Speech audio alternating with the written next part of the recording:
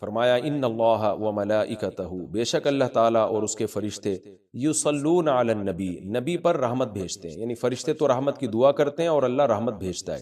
یا ایھا الذین آمنوا، اے لوگو جو ایمان لائے ہو، صلو علیہ، نبی پر خصوصی رحمت بھیجا کرو جس کو اردو میں درود کہا جاتا ہے، وسلموا، اور سلامتی بھیجا کرو، تسلیما، سلامتی بھیجنا، یعنی خوب سلامتی بھیجا۔ تو یہ آیت جب اس آیت کی وجہ سے علماء نے یہ مسئلہ فقہاء نے بیان کیا ہے کہ زندگی بھر میں ایک مرتبہ درود بھیجنا ہر مسلمان پہ فرض ہے، کیونکہ اللہ نے حکم دیا، اور الامر بشیء لا یقتضی التکرار، جب کسی بات کا آرڈر دیا جاتا ہے نا تو وہ ایک دفعہ کرنے سے وہ آرڈر پورا ہو جاتا ہے۔ تو اللہ نے ہمیں درود کا حکم دیا، تو زندگی میں ایک دفعہ بھی اگر ہم درود پڑھ لیں گے تو یہ فرض ادا ہو جائے گا، جیسے کہ کلمہ توحید زندگی میں ایک دفعہ پڑھنا فرض ہے، باقی جتنا پڑھیں اتنا اچھا ہے۔ اور جب کسی مجلس میں نبی صلی اللہ علیہ وسلم کا ذکر کیا جائے تو ایک مرتبہ اس میں درود پڑھنا واجب ہے، فرض نہیں ہے۔ فرض اور واجب ایک اصطلاح ہے۔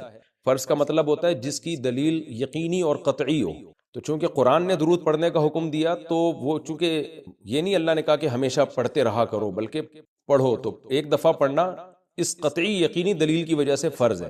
تو فرضیت ایک ایسی چیز ہوتی ہے جس کا انکار کرنے سے انسان کافر ہو جاتا ہے، کیونکہ اس کی دلیل بہت مضبوط ہوتی ہے۔ اور دوسری حدیث میں آتا ہے کہ وہ شخص بخیل ہے کہ میرے سامنے اس کا تذکرہ کیا جائے اور مجھ پر درود نہ پڑے۔ تو اس حدیث، یہ چونکہ خبر واحد ہے، کیونکہ ظاہر ہے قرآن جس طرح تواتر کے ساتھ ثابت ہے، اس طرح اخبار آحاد جو خبر واحد ہوتی ہیں وہ اس طرح تواتر کے ساتھ ثابت نہیں ہوتی، تو اس میں تعویل کا بھی امکان ہوتا ہے۔ تو اس لیے فقہا، خاص طور پر احناف جو ہیں، فقہائے حنفیہ، انہوں نے فرض اور واجب ایک ٹرم بنائی ہے شرعی مسائل کو سمجھانے کی۔ تو اس لیے انہوں نے کہا کہ جب کسی مجلس میں نبی کا نام آئے نا تو اس مجلس میں ایک دفعہ کم سے کم درود پڑھنا واجب ہے۔ واجب کا درجہ تھوڑا سا فرض سے نیچے ہوتا ہے کیونکہ وہ حدیث سے ثابت ہے۔ تو اور پھر جب بار بار نبی کا نام آئے تو پھر بار بار پڑھنا واجب نہیں ہے کیونکہ اس میں حرج ہے۔ ہاں مستحب ضرور ہے کہ جتنی دفعہ پڑھیں، جب بھی نبی صلی اللہ علیہ وسلم کا نام آئے تو لازمی درود شریف پڑھا کریں، یہ تو مستحب ہے۔ نبی صلی اللہ علیہ وسلم نے فرمایا جس شخص نے مجھ پہ ایک دفعہ درود پڑھا اللہ اس پر 10 رحمتیں نازل کرتے ہیں اور اس کی 10 خطاؤں کو معاف کرتے ہیں۔ تو بہت زیادہ فضیلت ہے درود شریف پڑھنے کی۔ اور یہ بڑی عجیب بات ہے کہ درود شریف جو ہے یہ اصل میں اللہ کی عبادت ہے۔ یہاں میں آپ کو ایک دلچسپ مسئلہ بھی بتاتا چلوں۔ شرعی مسئلہ یہ ہے کہ جب ہم کوئی منت مانتے ہیں نا، منت کہ اگر اللہ نے میرے مریض کو شفا دے دی تو میں اتنے روزے رکھوں گا، میں یہ کروں گا، میں یوں کروں گا، تو اس عمل کو منت کہا جاتا ہے کہ باقی اگر آپ ٹھیک ہو گئے تو آپ پر لازم ہوتا ہے کہ آپ وہ کام کریں۔ تو منت میں یہ ضروری ہے کہ آپ جس چیز کی منت مانیں وہ عبادت مقصودہ ہو اور اس کی جنس میں سے لازم بھی ہو، یعنی عبادت میں کامل عبادت ہونی چاہیے، وہ عبودیت کا عنصر اس میں ہو۔ جیسے آپ نے منت مانی کہ اگر جو ہے میں امتحان میں پاس ہو گیا تو میں 3 روزے رکھوں گا، تو روزے عبادت ہے، مقصود ہے، یعنی عبادت مقصودہ میں سے۔ لیکن اگر آپ نے منت مانی کہ میں اگر امتحان میں پاس ہو گیا تو میں وضو کروں گا، تو وضو چونکہ مقصود نہیں ہے، عبادت مقصودہ نہیں ہے، وضو سے مقصد تو نماز ہوتی ہے، تو وہ منت آپ کے اوپر لازمی نہیں ہوگی۔ آپ نے اگر منت مانی کہ جی میں صدقہ کروں گا، تو صدقہ عبادت مقصودہ ہے اور اس کی جنس میں سے جو زکوٰۃ ہے وہ واجب بھی ہے۔ روزے کی جنس میں سے رمضان کا روزہ واجب ہے۔ آپ نے نفل نماز کی منت مانی تو بھی منت پورا کرنا آپ پر لازم ہے، کیونکہ نفل نماز جو ہے وہ عبادت بھی ہے اور اس کی جنس میں سے یعنی فرض نماز آپ پر لازم بھی ہے۔ تو اگر دونوں میں سے ایک شرط بھی نہیں پائی جائے گی تو منت پھر منعقد ہی نہیں ہوتی ہے۔ جیسے آپ نے کہا کہ میں جو ہے وہ اگر امتحان میں کامیاب ہو گیا، پاس ہو گیا، تو میں جو ہے اپنے والدین کی خدمت کروں گا، تو یہ خدمت ثواب تو بہت ہے لیکن عبادت مقصودہ نہیں ہے، عبادت مقصودہ نہیں ہے، تو یہ منت آپ پر پورا کرنا لازم نہیں ہوگی۔ خدمت تو کرنی چاہیے، ماں باپ کی خدمت سے بڑھ کر تو دنیا میں کوئی نیکی نہیں ہے، لیکن عبادت مقصودہ نہیں ہے۔ مقصودہ کا مطلب نماز، حج، یہ سب چیزیں جو ہے نا مقصود میں آتی ہیں۔ یہ کسی عارضے کی وجہ سے اللہ نے ہمیں حکم دیا ہے کہ تاکہ ماں باپ کو پریشانی نہ ہو۔ یہی وجہ ہے کہ اگر خدمت کے محتاج نہیں ہوتے تو پھر خدمت واجب بھی نہیں ہوتی، ان کی خدمت کے محتاج ہوتے ہیں تو واجب ہوتی ہے۔ لیکن نماز تو جب بھی ٹائم آئے گا آپ پر لازم ہوگی، زکوٰۃ تو سال گزرنے کے بعد جب بھی صاحب نصاب ہوں گے آپ پر لازم ہوگی، چاہے غریبوں کو ضرورت ہو یا نہ ہو، آپ پر تو زکوٰۃ واجب ہوتی رہے گی۔ تو اب علماء کا اختلاف ہوا ہے کہ اگر کوئی شخص درود شریف کی منت مانتا ہے تو کیا اس پر درود شریف کی منت پوری کرنا لازم ہے؟ تو بعض علماء نے کہا کہ نہیں، کیونکہ درود شریف بھی عبادت مقصودہ میں سے نہیں ہے۔ اس کی پہلے میں اور آسان مثال دیتا ہوں، جیسے تلاوت۔ علماء کہتے ہیں اگر کوئی یہ منت مانتا ہے کہ اگر میں امتحان میں کامیاب ہو گیا تو میں 3 پارے تلاوت کروں گا، تو یہ منت پوری کرنا بھی واجب نہیں ہے، کیونکہ قرآن پڑھنا بہت زیادہ ثواب تو ہے لیکن عبادت مقصودہ نہیں ہے، بلکہ مقصد قرآن سے کیا ہے کہ آپ کا دل بنے اور آپ کو آخرت کی یاد تازہ ہو، آپ کو شرعی حکام کا علم ہو۔ ثواب بہت ہے، ہر ثواب کا کام اصطلاحی عبادت نہیں ہوتا، خوب سمجھ لیں۔ عبادت کی بھی دو قسمیں ہیں نا، ایک عبادت ٹرم ہے، اصطلاح ہے، اور ایک عبادت مجازن ہم عبادت، ہر اچھے کام کو عبادت کہتے ہیں، اس لحاظ سے تو کھانا کھانا بھی عبادت ہے کہ اگر آپ کی نیت اچھی ہے اس سے، لیکن ایک ہوتی ہے مقصود عبادت، تو مقصودہ عبادت میں سے نہیں ہے۔ ثواب بہت ہے قرآن کی تلاوت کرنا، اللہ سے محبت کی علامت ہے، بغیر سمجھ کے پڑھنا بھی بہت بڑی نیکی ہے، قرآن بغیر سمجھ کے پڑھنا بھی، لیکن قرآن کی تلاوت کی منت جو ہے وہ منعقد نہیں ہوتی۔ تو اسی طرح اب یہ اختلاف ہوا ہے کہ اگر کوئی درود شریف کی منت مان لیتا ہے کہ اگر میں امتحان میں کامیاب ہو گیا تو میں 100 دفعہ درود شریف پڑھوں گا، تو کیا یہ منت پوری کرنا واجب ہے یا نہیں؟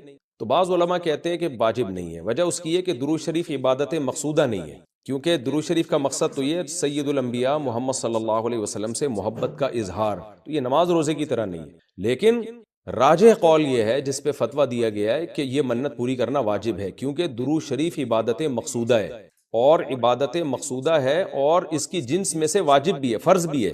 تو فرض کیسے ہے؟ کیونکہ قرآن نے ہمیں حکم دے دیا، اب زندگی میں ایک دفعہ درود شریف پڑھنا فرض ہو گیا، یہ مسئلہ تو آسانی سے سمجھ میں آ گیا کہ فرض کیسے۔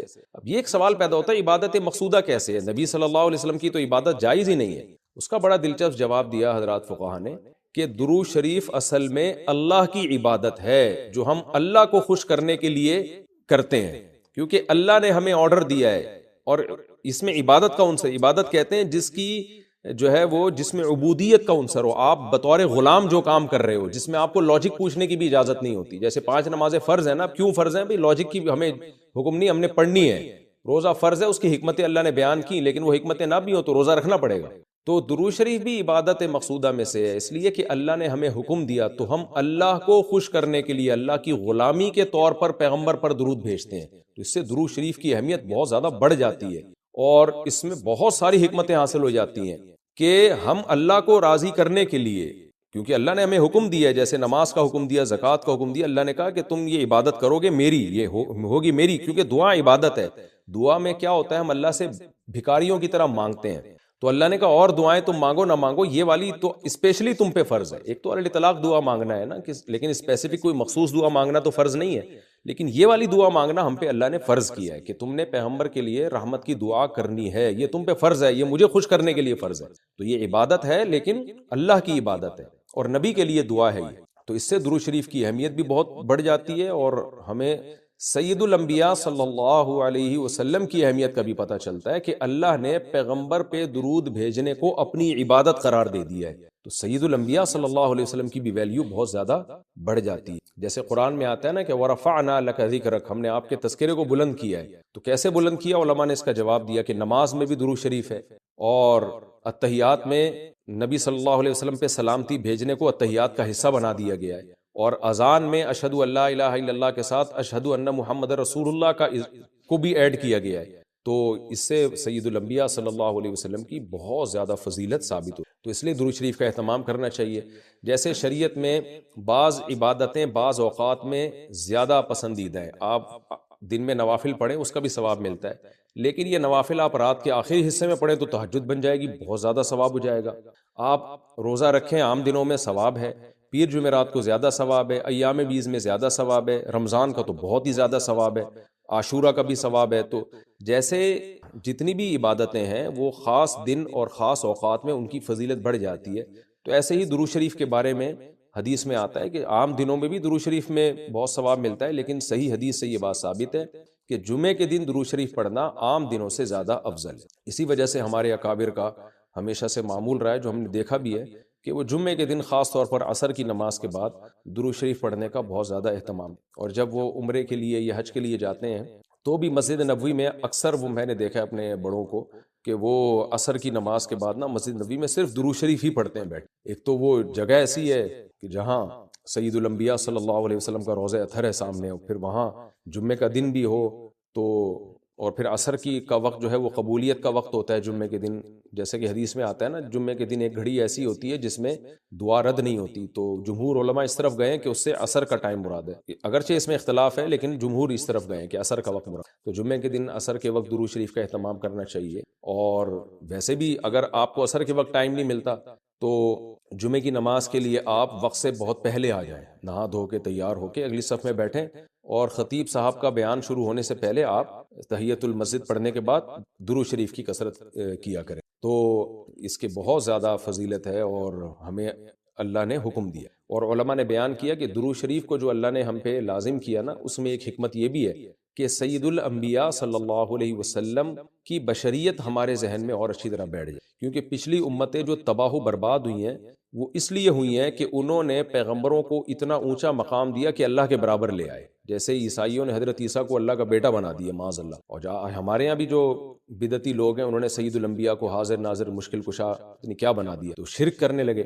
تو درود شریف میں ایک حکمت یہ بھی ہے کہ جب ہم نبی کے لیے دعا کرتے ہیں اللہ تعالیٰ سے کہ اللہ سید الانبیاء پر اپنی خصوصی رحمتیں نازل فرما اور آپ پر سلامتیاں بھیج، تو اس سے ہمیں یہ بھی پتہ چلتا ہے، یہ عقیدہ ہمارے دل میں بیٹھتا ہے کہ محمد صلی اللہ علیہ وسلم بھی اللہ کی رحمت کے محتاج، تبھی تو ہمیں حکم دیا جا رہا ہے کہ ان کے لیے دعا مانگو۔ ہاں یہاں ایک اشکال ہو سکتا تھا اس کا کہ بھئی اچھا اس کا مطلب نبی ہماری دعا کے محتاج ہیں، تو نہ نبی ہماری دعا کے محتاج نہیں ہے، اللہ کی رحمت کے محتاج ہیں۔ ہم دعا نہیں بھی مانگیں گے تو اللہ اپنے حبیب صلی اللہ علیہ وسلم پر رحمت بھیجے گا، لیکن اللہ نے ہمیں حکم یہ دیا تاکہ ہماری نظر میں یہ عقیدہ اور اچھی طرح مضبوط ہو جائے کہ تم بھی پیغمبر کے لیے اللہ سے دعا مانگا کرو۔ اس سے پتہ چلتا ہے پیغمبر تمہاری دعا کے محتاج ہو یا نہ ہو، لیکن اللہ کی رحمت کے بہرحال محتاج ہیں، اور پیغمبر بھی اس لائق ہیں کہ ان کے لیے دعا مانگی جائے، اور یہ اس سے ان کا مرتبہ کم نہیں ہوتا بلکہ مرتبہ بڑھ جاتا ہے، کیونکہ پیغمبر نے ہمیں یہ سکھایا ہے کہ یا ایھا الناس انتم الفقراء الی اللہ، اے لوگو تم سب کے سب اللہ کے در کے محتاج ہو۔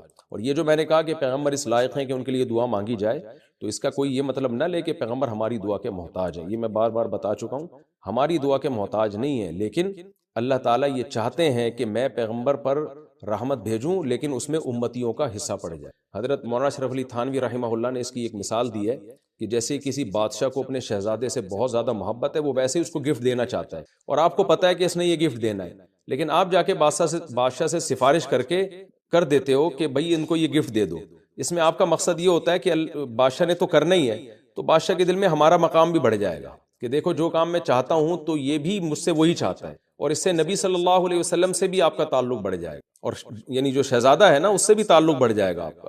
تو جب ہم اللہ سے دعا مانگتے ہیں نبی کے لیے تو ہمارا اللہ کا ریلیشن بھی بڑھتا ہے، اس سے اللہ خوش ہوتا ہے کہ دیکھو میرے حبیب کے لیے یہ بھی مجھ سے کہہ رہے ہیں رحمت بھیجنے کا، اور سید الانبیاء سے بھی ہمارا تعلق بڑھ جائے گا۔ قیامت کے دن یہ چیز سفارش میں معاون اور مددگار ہو سکتی ہے۔ ان الذین یؤذون اللہ ورسولہ، بے شک وہ لوگ جو اللہ اس کے رسول کو تکلیف پہنچاتے ہیں، اللہ کو تو ظاہر ہے کوئی تکلیف نہیں پہنچا سکتا، یہاں بھی مجازاً اس کو تکلیف سے تعبیر کیا، اللہ کے حکام کی نافرمانی، اور یعنی اللہ نے اپنے رسول کی تکلیف کو اپنی تکلیف قرار دیا۔ لعنہم اللہ فی الدنیا والآخرہ، ان پر دنیا اور آخرت میں لعنت ہوتی ہے، کیونکہ منافقین یہی کام کر رہے تھے نا، میں نے بتایا کہ سورت کا حاصل یہی ہے، اس میں اہم مضمون یہی بیان ہوا ہے۔ وَأَعَدَّ لَهُمْ عَذَابًا مُهِينًا، اور اللہ نے ان کے لیے ذلت والا عذاب تیار کر کے رکھا ہے۔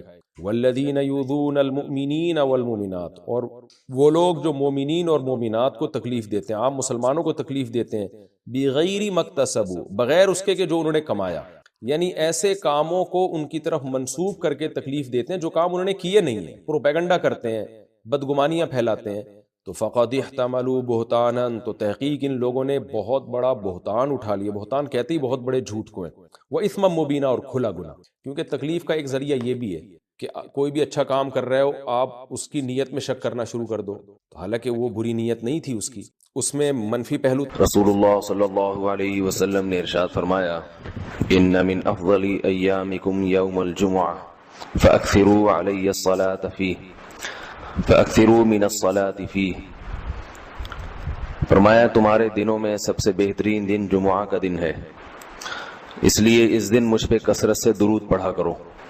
فإن صلاتکم معروضۃ علی، اس لیے کہ تمہارا درود مجھ تک پہنچایا جاتا ہے۔ صحابی نے پوچھا یا رسول اللہ کیف تعرض علیک صلاتنا وقد ارمت، ہمارا درود آپ تک کیسے پہنچایا جائے گا جبکہ آپ جب دنیا سے جائیں گے قبر میں جسم آپ کا ختم ہو جائے گا تو ہمارا درود آپ تک کیسے پہنچے گا؟ تو آپ صلی اللہ علیہ وسلم نے فرمایا ان اللہ حرم علی الارض اجساد الانبیاء، اللہ تعالیٰ نے پیغمبروں کے جسموں پر زمین پر پیغمبروں کے جسموں کو حرام کر دیا. زمین کسی پیغمبر کے جسم کو کبھی ختم نہیں کرتی. تو یہ بھی امت کا اجماعی عقیدہ ہے کہ جتنے بھی انبیاء ہیں ان کے جسم بالکل سلامت رہتے ہیں. شہداء میں تو یہ بہت زیادہ مشاہدہ ہوتا ہے، بہت سارے شہداء کے جسم سلامت رہتے ہیں. تو ایک اور حدیث میں آپ صلی اللہ علیہ وسلم نے فرمایا من صلی علیہ صلاۃ صلی اللہ بہا عشرہ، جس نے مجھ پر ایک دفعہ درود بھیجا. درود کہتے ہیں نبی صلی اللہ علیہ وسلم کے لیے اللہ تعالیٰ سے خصوصی رحمت کی دعا کرنا. ایک ہوتا ہے عام دعا، کسی کے لیے بھی رحمت. صلاۃ کہتے ہیں خصوصی رحمت جو اللہ اپنے خاص بندوں پہ کرتا ہے. اس لیے صلاۃ کا جو لفظ ہے نا، یہ درود اور صلاۃ یہ پیغمبر کے علاوہ کسی کے لیے جائز نہیں ہے، کیونکہ یہ صلاۃ خاص کس کے خاصہ ہے؟ یہ پیغمبروں کا. اس لیے ہم اللہم صلی علی محمد تو کہہ سکتے ہیں، لیکن یوں نہیں کہہ سکتے اللہم صلی علی فلان. تو وہ صلی جو ہے نا، صلاۃ یہ خاص قسم کی رحمتیں ہوتی ہیں جو اللہ پیغمبروں پر بھیجتے ہیں. تبھی قرآن میں آتا ہے اولئک علیہم صلوات من ربہم ورحمہ، کہ جو لوگ صبر کرتے ہیں ان پر اللہ کی خصوصی رحمتیں بھی ہیں اور رحمت بھی ہے. تو پتہ چلا صلاۃ اور رحمت میں فرق ہے. صلاۃ اعلیٰ قسم کی رحمتوں کو کہتے ہیں. تو آپ صلی اللہ علیہ وسلم نے فرمایا جس نے میرے لیے ایک مرتبہ رحمت کی دعا کی، درود شریف پڑھا میرے لیے، تو اللہ اس پر 10 رحمتیں بھیجتے ہیں. اور جمعہ کے دن زیادہ فضیلت ہے درود شریف پڑھنے کی. البتہ یہ جو جمعہ کے دن میں حدیث مشہور ہے کہ 80 سال کے گناہ معاف ہوتے ہیں جمعہ کے دن درود پڑھنے سے، یہ حدیث سند کے لحاظ سے کمزور ہے. لیکن یہ جو میں نے حدیث پڑھی کہ جمعہ کا دن سب سے بہتر دن ہے، فَأَكْثِرُوا عَلَيَّ مِنَ الصَّلَاةِ فِيهِ، لہذا اس دن مجھ پہ کثرت سے درود پڑھا کرو، یہ بالکل صحیح حدیث. تو جمعہ کے دن درود شریف کی اضافی فضیلت ہے. آج چونکہ جمعہ کا دن ہے تو اس لیے میں نے کہا کہ اس بارے میں تھوڑی سی بات کروں. ایک اور حدیث میں آتا ہے رسول اللہ صلی اللہ علیہ وسلم نے فرمایا لا تجعلوا قبری عیدا وصلوا علی فإن صلاتکم تبلغنی حیث کنتم. فرمایا میری قبر کو عیدگاہ نہ بناؤ. جیسے میلوں کی جگہ ہوتی ہے نا، میلے ٹھیلے، عید پہ جب سب لوگ جمع ہو کے خوشیاں مناتے ہیں، تو جیسے مزاروں پہ ہوتا ہے نا قوالیاں ہو رہی ہیں اور یہ میلے ٹھیلے ہو رہے ہیں آج کل دیکھا ہے. تو پہلے زمانے میں بھی جب کوئی نیک آدمی دنیا سے جاتا تھا تو لوگ اس کی قبر پہ دھرنے مار کے بیٹھ جاتے تھے، اور وہ مجاور اور یہ سب جو ہمارے یہاں ہوتا ہے. تو آپ صلی اللہ علیہ وسلم نے منع کیا کہ میری قبر کے ساتھ یہ کچھ مت کرو، البتہ مجھ پہ درود پڑھا کرو. اور فرمایا کہ تم جہاں سے بھی درود پڑھو گے یہ مجھ تک پہنچے گا. اور حدیث میں رسول اللہ صلی اللہ علیہ وسلم نے فرمایا ما من احد یسلم علی الا رد اللہ علی روحی فارد علیہ، کہ جب بھی کوئی مجھ پر سلام بھیجتا ہے اللہ میری روح کو میرے جسم میں لوٹاتے ہیں اور میں اس کے سلام کا جواب دیتا ہوں. اب یہ کیسے ہوتا ہے؟ چونکہ یہ برزخی زندگی میں ہے، لہذا اس کی کیفیات میں اور گہرائی میں جانے کی اجازت نہیں ہے. جیسے اللہ بہتر سمجھتے ہیں یہ ہوتا ہے، اس کی حقیقت کا ہمیں علم پوری طرح نہیں ہے، برزخی زندگی ہے. اور حدیث میں آتا ہے رسول اللہ صلی اللہ علیہ وسلم نے فرمایا کہ رغب انف رجل ذکرت عنده فلم يصلی علی، اس شخص کی ناک خاک آلودہ ہو جائے جس کے سامنے میرا نام لیا جائے، میرا تذکرہ ہو اور وہ مجھ پہ درود نہ پڑے. ایک اور حدیث میں آپ صلی اللہ علیہ وسلم نے فرمایا البخیل من ذکرت عنده فلم يصلی علی، وہ شخص کنجوس ہے، بخیل ہے جس کے سامنے میرا نام آئے اور مجھ پہ درود نہ پڑے. یعنی اتنی بڑی شخصیت اور اتنے بڑے محسن اعظم کا تذکرہ آ رہا ہے اور اس کی زبان سے دعا بھی نہیں نکلتی، تو اس سے بڑا کنجوس دنیا میں کون ہو سکتا ہے. ایک اور حدیث میں آپ صلی اللہ علیہ وسلم نے ایک شخص کو دعا مانگتے ہوئے دیکھا جس نے درود شریف پڑھے بغیر دعا شروع کر دی. تو آپ صلی اللہ علیہ وسلم نے فرمایا اس نے دعا میں جلدی کی ہے. پھر فرمایا تم میں سے جب کسی شخص کو دعا مانگنی ہو تو پہلے اللہ کی حمد و ثنا پڑھے، پھر مجھ پر درود بھیجے. قرآن مجید میں بھی اللہ نے حکم دیا ان اللہ وملائکتہ یصلون علی النبی، کہ اللہ اور اس کے فرشتے، اللہ بھی رحمت بھیجتے ہیں اور فرشتے بھی رحمت کی دعا کرتے ہیں. یا ایھا الذین آمنوا صلوا علیہ وسلموا تسلیما، اے ایمان والو تم بھی محمد صلی اللہ علیہ وسلم پر درود بھیجا کرو اور سلام بھیجا کرو. درود اور سلام میں فرق یہ ہے کہ درود اللہ کی رحمت، اور سلامت کہتے ہیں کہ ہر برائی سے، ہر مشکل سے، ہر مصیبت سے بچائیں. تو کمال جبھی ہوتا ہے جب اللہ ہر شر سے بچا لیں اور اضافی رحمتیں بھی بھیجیں. علماء نے درود شریف کی حکمتوں میں لکھا ہے کہ درود شریف جو اللہ نے ہمیں پڑھنے کا حکم دیا، اس کی بنیادی وجہ تو سب کو معلوم ہے کہ سب سے زیادہ احسانات اس کائنات میں اللہ کے بعد کس کے ہیں؟ محمد صلی اللہ علیہ وسلم. تو آپ صلی اللہ علیہ وسلم کے احسانات سب سے زیادہ ہیں انسانیت پر. انسان کو انسان آپ صلی اللہ علیہ وسلم نے بنایا، اور اہل اسلام تو سب سے زیادہ ان احسانات کے تلے دبے ہوئے. تو ہم کوئی بھی عبادت اگر کر رہے ہیں، دعا بھی اگر مانگ رہے ہیں، تو یہ بھی کس کی وجہ سے توفیق مل رہی ہے؟ نبی صلی اللہ علیہ وسلم، کیونکہ آپ صلی اللہ علیہ وسلم نے ہی یہ ساری چیزیں سکھائی ہیں. تو ہر کام میں حکم یہ ہے کہ بھائی جس کا احسان ہے، جس کی وجہ سے تمہیں یہ رہنمائی ملی، پہلے اس کا بھی تو کچھ خیال کرو، اس کا بھی جو ہے نا اللہ سے اس کے لیے دعا مانگو تاکہ تمہاری طرف سے بھی کچھ شکر ہو.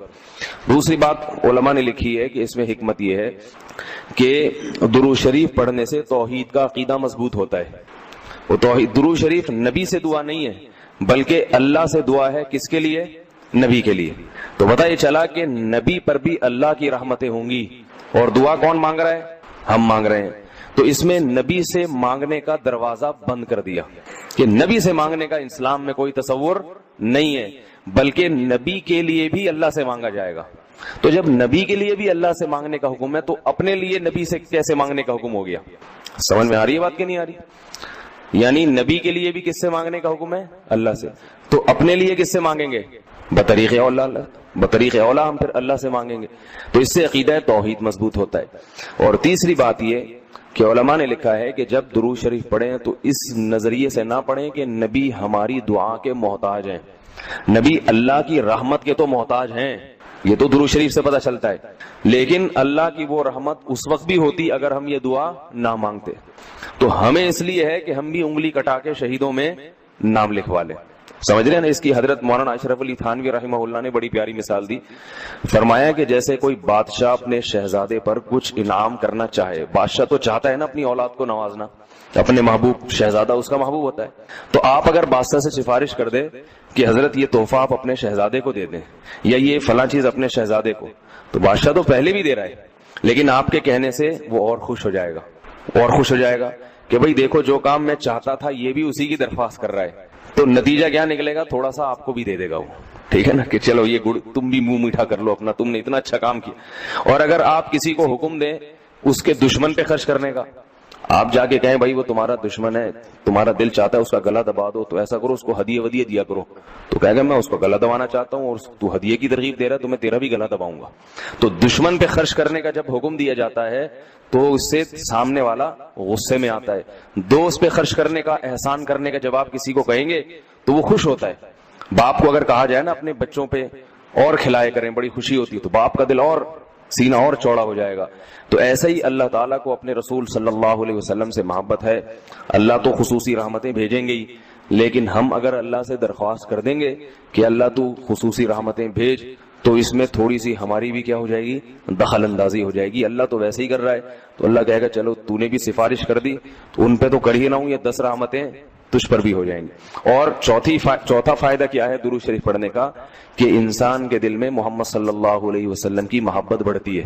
انسان جس کے لیے دعا مانگتا ہے لاشعوری طور پہ، تو نبی صلی اللہ علیہ وسلم کی جتنی زیادہ محبت ہوگی اللہ کی خود بخود اتنی ہی زیادہ ہوگی، کیونکہ نبی سے محبت اللہ ہی کی وجہ سے ہوتی ہے، یہ الگ الگ چیز نہیں ہے. اللہ کے رسول ہے نا، اسی وجہ سے تو ہے.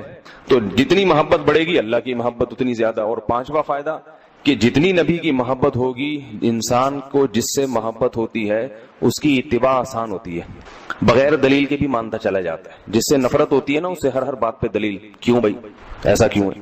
اور اگر محبت ہو تو وہ کوئی کام کا کہے تو سمجھ میں آئے نہ آئے انسان کہتا ہے بس کر لو. صحابہ کرام کی محبت کے جو واقعات ہیں، حضرت انس رضی اللہ تعالی عنہ جب بھی کھانا پکتا تھا، اگر اس میں لوکی یا کدو پکتا تو کدو کے ٹکڑے تلاش کر کے کھاتے تھے. لوگوں نے پوچھا کیوں بھائی؟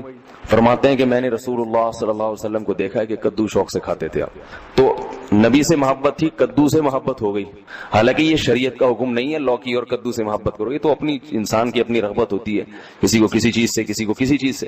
لیکن عشق کی انتہا ہوتی ہے تو انسان کو محبوب کی محبوب چیزوں سے بھی ہو جاتی ہے. تو ہمیں بھی اگر نبی صلی اللہ علیہ وسلم سے محبت ہوگی صلی اللہ علیہ وسلم، تو اگر کدو سے نہ بھی ہو تو کوئی اتنا مسئلہ نہیں ہے، لیکن فرائض واجبات سے تو ہو جائے گی نا. جو شریعت میں ضروری ہیں، جن کی آپ صلی اللہ علیہ وسلم نے بہت تاکید کی ہے، ان سے تو ہوگی نا کم از کم. محبت نہیں ہے تو ہر وقت بیٹھ کے لوچی کی تلاش، داڑھی تک نہیں رکھے گا. داڑھی کا سمجھاؤ تو کہ بھائی کیوں بھائی، پھر یہ سمجھاؤ کہ بھئی آپ صلی اللہ علیہ وسلم کے اخلاق ایسے تھے، نہیں میری سمجھ میں نہیں آتے، ایسے کیسے اخلاق بنائے جا سکتے ہیں خادموں کے ساتھ. تو محبت ہو جاتی ہے تو سارے کام آسان ہو جاتے ہیں. تو درود شریف پڑھنے کا ایک فائدہ یہ بھی ہے.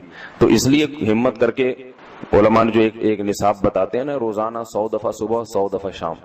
ویسے تو سب سے بہتر درود ابراہیمی ہے جو نماز میں ہم پڑھتے ہیں، آپ صلی اللہ علیہ وسلم نے سکھایا ہے. یہ نہ ہو مشکل لگے تو اتنا کر لو صلی اللہ علیہ وسلم. صحیح ہے نا؟ یہ 100 دفعہ پڑھ لیں، کتنا ٹائم لگتا ہے اسے؟ صبح 100 دفعہ پڑھ لیا، 100 دفعہ شام کو پڑھ لیا. اور اگر پورا ہفتہ توفیق نہیں ملتی تو کم از کم جمعہ ہی کے دن پڑھ لے انسان. سمجھ رہے بات کو؟ نہیں سمجھ رہے بھائی؟ غلط نہیں آ رہی؟ ٹھیک ہے، جمعہ کا دن پڑھ لے انسان، اس میں زیادہ فضیلت ہے. اور یہ جو درود شریف ہے نا، یہ صلی اللہ علیہ وسلم پورا پڑھنا چاہیے. میں کل بھی بیان میں کہا تھا نا، ساشے آ رہے ہیں ہر چیز کے. تو جیسے سلام کے ساشے نا، سلام کرنا ہو نا، اتنی سی آواز آتی ہے بس. تو درود شریف بھی حضور صلی اللہ علیہ وسلم نے فرمایا. لوگ کیا کہتے ہیں؟ حضور صلی اللہ علیہ وسلم نے فرمایا. بھائی صلی اللہ علیہ وسلم بول دو پورا. لکھنے میں بھی علماء نے بیان کیا ہے کہ مجلس میں، کسی مجلس میں جب آپ صلی اللہ علیہ وسلم کا نام آئے تو کم از کم ایک دفعہ درود شریف پڑھنا واجب ہے. بار بار واجب نہیں ہے، بار بار افضل ہے. مجلس میں جب ایک دفعہ نام آیا تو پہلی دفعہ بہرحال واجب ہے، یا کم از کم ایک دفعہ اس مجلس میں. بار بار پڑھنا ضروری نہیں ہے، بہتر ہے. تو یا تو پڑھے ہی نہیں، ایک دفعہ پڑھ لیا کافی ہے. لیکن پڑھیں تو پھر ساشے نہ لے کر آئیں، درود شریف کو بگاڑے نہیں، پورا ہونا چاہیے صلی اللہ علیہ وسلم. اور اگر آپ کو ڈر یہ ہے کہ نہیں بار بار پڑھنے سے میری زبان گھس جائے گی، نقصان ہوگا اور توانائی کم ہو جائے گی، روزہ زیادہ لگے گا، تو ایک ہی دفعہ پڑھ لے مگر طریقے سے پڑھ لے، ساشے نہ لے کر آئے صلی اللہ علیہ وسلم. اس طرح نہ کرے. اسی طرح لکھنے میں بھی آپ صلی اللہ علیہ وسلم کا جب نام آئے تو مجلس ایک ہے تو ایک دفعہ کہہ دے آدمی زبان سے. لکھنا واجب نہیں ہے، آپ صلی اللہ علیہ وسلم کے نام کے ساتھ درود شریف لکھنا واجب نہیں ہے، افضل ہے. تو یا تو اگر یہ ڈر ہے کہ میں نے لکھ دیا پورا نام تو میرا پین گھس جائے گا، سیاہی کا خرچہ زیادہ آئے گا، پیسے زیادہ بھرنے پڑیں گے مجھے، مہنگائی کا دور ہے، اتنی سیاہی میں افورڈ نہیں کر سکتا، تو پورا نام ہی نہ لکھے، یعنی درود شریف لکھے ہی نہیں. لیکن اگر لکھنا ہے تو چھوٹا سا سواد نہ ڈالے. سمجھ رہے بات؟ باقی ساری چیزیں پوری ہیں. یہ نہیں کہ والد محترم میں صرف واو لکھ دیا، ابا خود ہی سمجھ جائیں گے والد کی بات چل رہی ہے، ٹھیک ہے نا. زید کا نام آیا تو صرف زے لکھ دیا. کبھی ہوتا ہے ایسے؟ ہوتا ہوگا شاید آپ کے یہاں. اور جتنی باتیں آ رہی ہیں صرف کچھ ساشے پیش کر دی، ایسا نہیں ہے. جب درود شریف لکھنے کی بات آتی ہے تو صرف چھوٹا سا سواد ڈال دیا. تو بھائی اتنی تکلیف اگر ہو رہی ہے تو نہ لکھو، کوئی فرض تھوڑی ہے. لیکن اگر لکھنا ہے تو احترام کا تقاضا کیا ہے؟ پورا نام لکھا جائے صلی اللہ علیہ وسلم. دیکھو حدیث کی اتنی بڑی بڑی کتابیں محدثین نے جو لکھی ہیں، کتنی بڑی بڑی کتابیں. جب بھی آپ صلی اللہ علیہ وسلم کا نام آئے گا تو محدثین پورا درود شریف لکھتے ہیں صلی اللہ علیہ وسلم. کسی حدیث کی کتاب میں، امام بخاری کی ہو، امام مسلم کی ہو، یا ابن ماجہ ہو، یا صحیح ستہ کی جتنی کتابیں اس کے علاوہ بھی ہیں، جب درود ہوگا تو پورا صلی اللہ علیہ وسلم ہوتا ہے. تو لکھنے میں بھی اس کا اہتمام کرنا چاہیے، پورا نام لکھ دیا جائے. یہ جو میں کہہ رہا ہوں نا قلم گھس جائے گا اور یہ ہو جائے گا، یہ تو بخیل آدمی کے لیے، ورنہ کس قلم تھوڑی گھستا ہے. لکھنے پورا تحریر لکھ رہے ہو، جب بھی نام آئے صلی اللہ علیہ وسلم پورا لکھنا چاہیے. اللہ تعالیٰ عمل کی توفیق عطا فرمائے. ایک چھوٹی سی سورہ کہف کا نام تو سنا ہے نا، حدیث میں اس کی بڑی فضیلت بھی ہے. ایک کام آپ لوگ ضرور کریں کہ دیکھو جو حافظ قرآن نہیں ہے نا، وہ کچھ متعین صورتیں ضرور یاد کریں قرآن مجید. ٹھیک ہے، پورا قرآن حفظ نہیں ہوتا، کچھ متعین صورتیں ہیں، جیسے سورہ یاسین ہے، سورہ ملک ہے. سورہ ملک کی تو بڑی فضیلت ہے. اسی طرح سورہ کہف ہے، یہ بھی زبانی یاد کریں. سورہ سجدہ ہے، یہ بھی زبانی یاد کریں. اور 30واں پارہ بھی مکمل زبانی اور 29واں بھی مکمل زبانی ہے. یہ دو پارے ہر ایک کو حفظ ہونے چاہیے. 29واں اور کیونکہ نمازوں میں پڑھے جاتے ہیں، 29واں 30واں مکمل یاد کر لیں. سورہ یاسین یاد کر لیں، سورہ ملک یاد کر لیں، اور سورہ کہف یاد کر لیں، سورہ سجدہ یاد کر لیں. سمجھ رہے ہیں؟ سورہ واقعہ یاد کر لیں، سورہ رحمان بھی یاد کر لیں. اگر سورہ رحمان یاد کرنا ذرا مشکل ہے، سورہ واقعہ یاد کر لیں.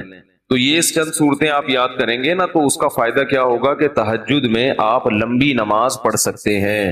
دیکھو سورہ کہف جمعے کے دن فضیلت ہے نا، تو وہ جمعے کی رات کو تہجد میں پڑھ لو سورہ کہف، فضیلت بھی حاصل ہو جائے گی اور نماز کا ثواب بھی مل جائے گا. تو جن لوگوں کو قرآن کا حصہ یاد نہیں ہوتا وہ تہجد لمبی رکعتیں پڑھ ہی نہیں سکتے. وہ ولم ترا سے بس پڑھتے رہیں گے، رکوع کریں گے پھر اٹھیں گے. تو وہ تہجد میں جو ہے نا کچھ اپنا سینے میں اتنا قرآن محفوظ رکھنا چاہیے تاکہ کبھی انسان کی طبیعت میں نشاط ہوتا ہے، وہ لمبی نماز پڑھنا چاہتا ہے تو پڑھ سکے. وہ سمجھ رہے ہیں 30واں پارہ ہے، ایک پارہ تہجد میں پڑھ لیں مکمل 30واں پارہ. تو یہ تھوڑا تھوڑا روزانہ قرآن مجید یاد کیا کریں. کیا ہو گیا بھائی؟ روزانہ آج سے عزم کریں کہ ہم روزانہ قرآن کا بے شک کچھ نہیں 4 لائنیں زبانی یاد کر لیں گے. ایک صفحے 15 لائنوں والا قرآن لے لیں، کیونکہ زیادہ تر حافظ میں نے دیکھے 15 لائنوں کے، ایک ہی ہمیشہ یاد.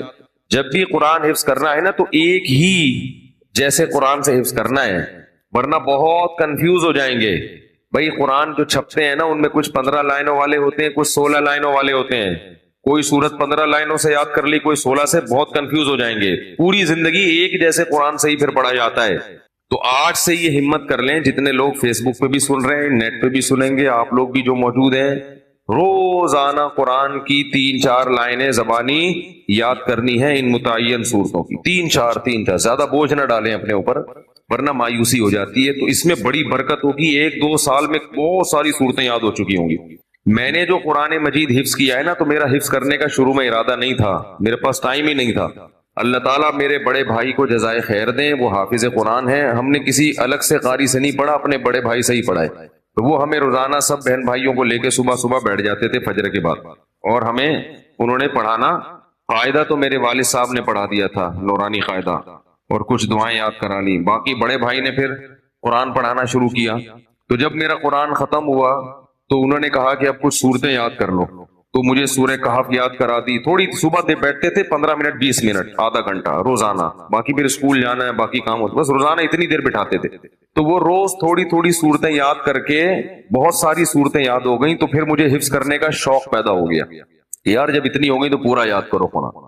تو میں نے بہت تھوڑے سے عرصے میں طلب علمی کے دوران الحمدللہ حفظ مکمل کیا ہے، پڑھائی کے دوران. تو ایک دفعہ ذوق پیدا ہو جائے گا نا تو پھر خود مزہ آئے گا، خود لطف آئے گا اس میں.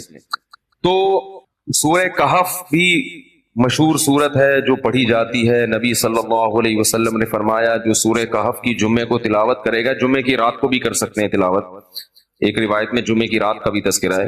تو آپ نے فرمایا کہ وہ دجال کے فتنے سے محفوظ رہے گا. کہف عربی میں کہتے ہیں غار کو. اس میں 2 بلکہ 3 واقعات ہیں، 2 تو بڑے ہی دلچسپ ہیں. پچھلی قوموں میں چند نوجوان تھے جو ایمان لے کر آئے. جو کیا کیا انہوں نے؟ لیکن وہ جس ملک میں وہ رہتے تھے وہاں کا بادشاہ بڑا ظالم تھا، وہ ایمان والوں کو زندہ رہنے نہیں دیتا تھا.